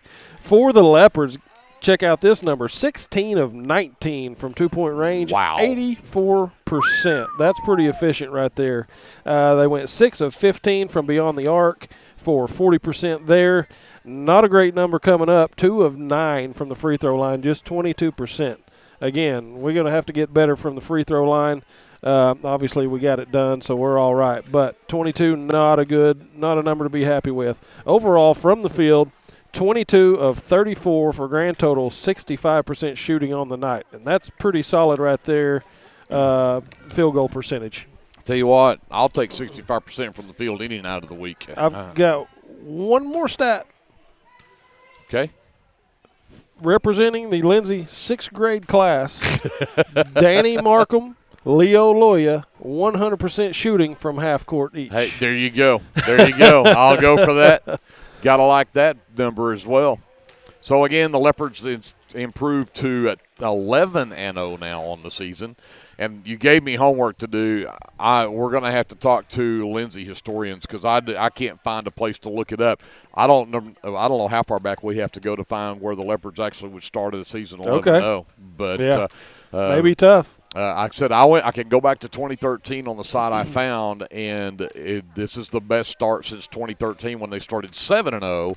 That then they lost their next 2 games after that. So 7-0 is the best I can find going back to 2013. Beyond that, some of the Lindsay Leopard historians are going to have to come up with. All right, so maybe we need to call on our faithful fans out there. Maybe there's somebody who can dig that up for us. I'd be interested in knowing. Very interested. So, wow. So talk about close games tonight. My Thunder are making it. They're making me sweat. But 117-116, the Thunder with a 1-point win over the Memphis Grizzlies tonight. So thank you, Thunder. I definitely need y'all to keep winning. We also need to give you our schedule for tomorrow. So let's give you just a quick rundown of the games as they'll happen tomorrow. First of all, in the old Hately Arena over in the old gym, the 7th place girls game will happen at 12 noon between Duncan and Sulphur. And then immediately following that over in Hately Arena will be the 7th place boys game between Harrah and Pauls Valley. Here in Leopard Arena, the Consolation Championship game for the girls will also happen at 12 noon. That is between Cache and Plainview. The Consolation boys game will be at 1:20 here at Leopard Arena between Duncan and Plainview. Switch to the other side. The 3rd place girls game will be at 2:40. That will be between the Lindsay Leopardettes, the Pauls Valley Lady Panthers. We'll have that game for you here at 2:40. And then the 3rd place boys game, this Chickasha team that we just played tonight will take on Cache. That'll be a fun game to watch as well. That should be a real good one. That'll be a good, fun game at 4 o'clock here if you want to come see those games. And then, of course, the championship game on the girls' side, Harrah and Chickasha, those 2 teams are going to battle it out at 5:20. And then Lindsay and Sulphur will battle out for the championship at 6:40. You ain't going to want to miss that one. There are a whole bunch of good games to watch tomorrow afternoon. So 12 o'clock start time and going all afternoon. Show up here at Leopard Arena. You won't regret Brett being up here for that.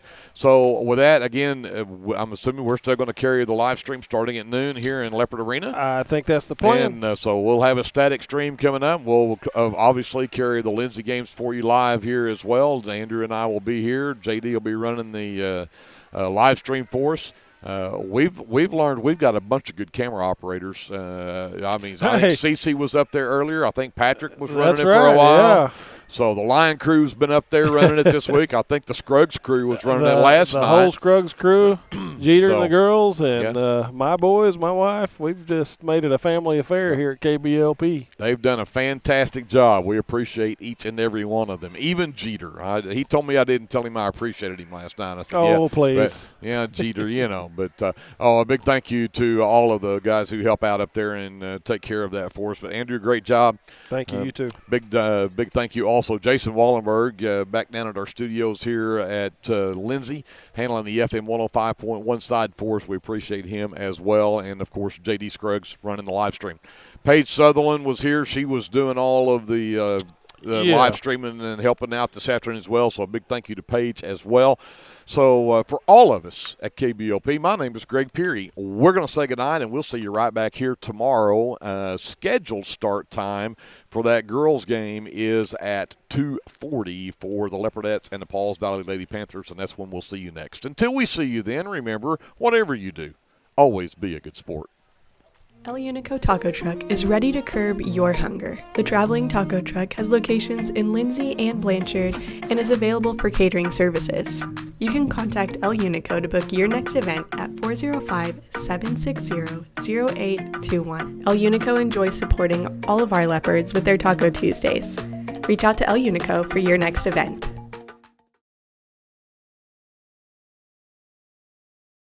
Get your game day, or any day, off to a great start with Hot Mess Coffee at 213 South Main in Lindsay. Hot Mess Coffee Co. offers coffees, lattes, teas, and other tasty beverages, plus great food, too. Good luck to the Lindsay Leopards from Hot Mess Coffee Co. and Java House Realty at 213 South Main in Lindsay.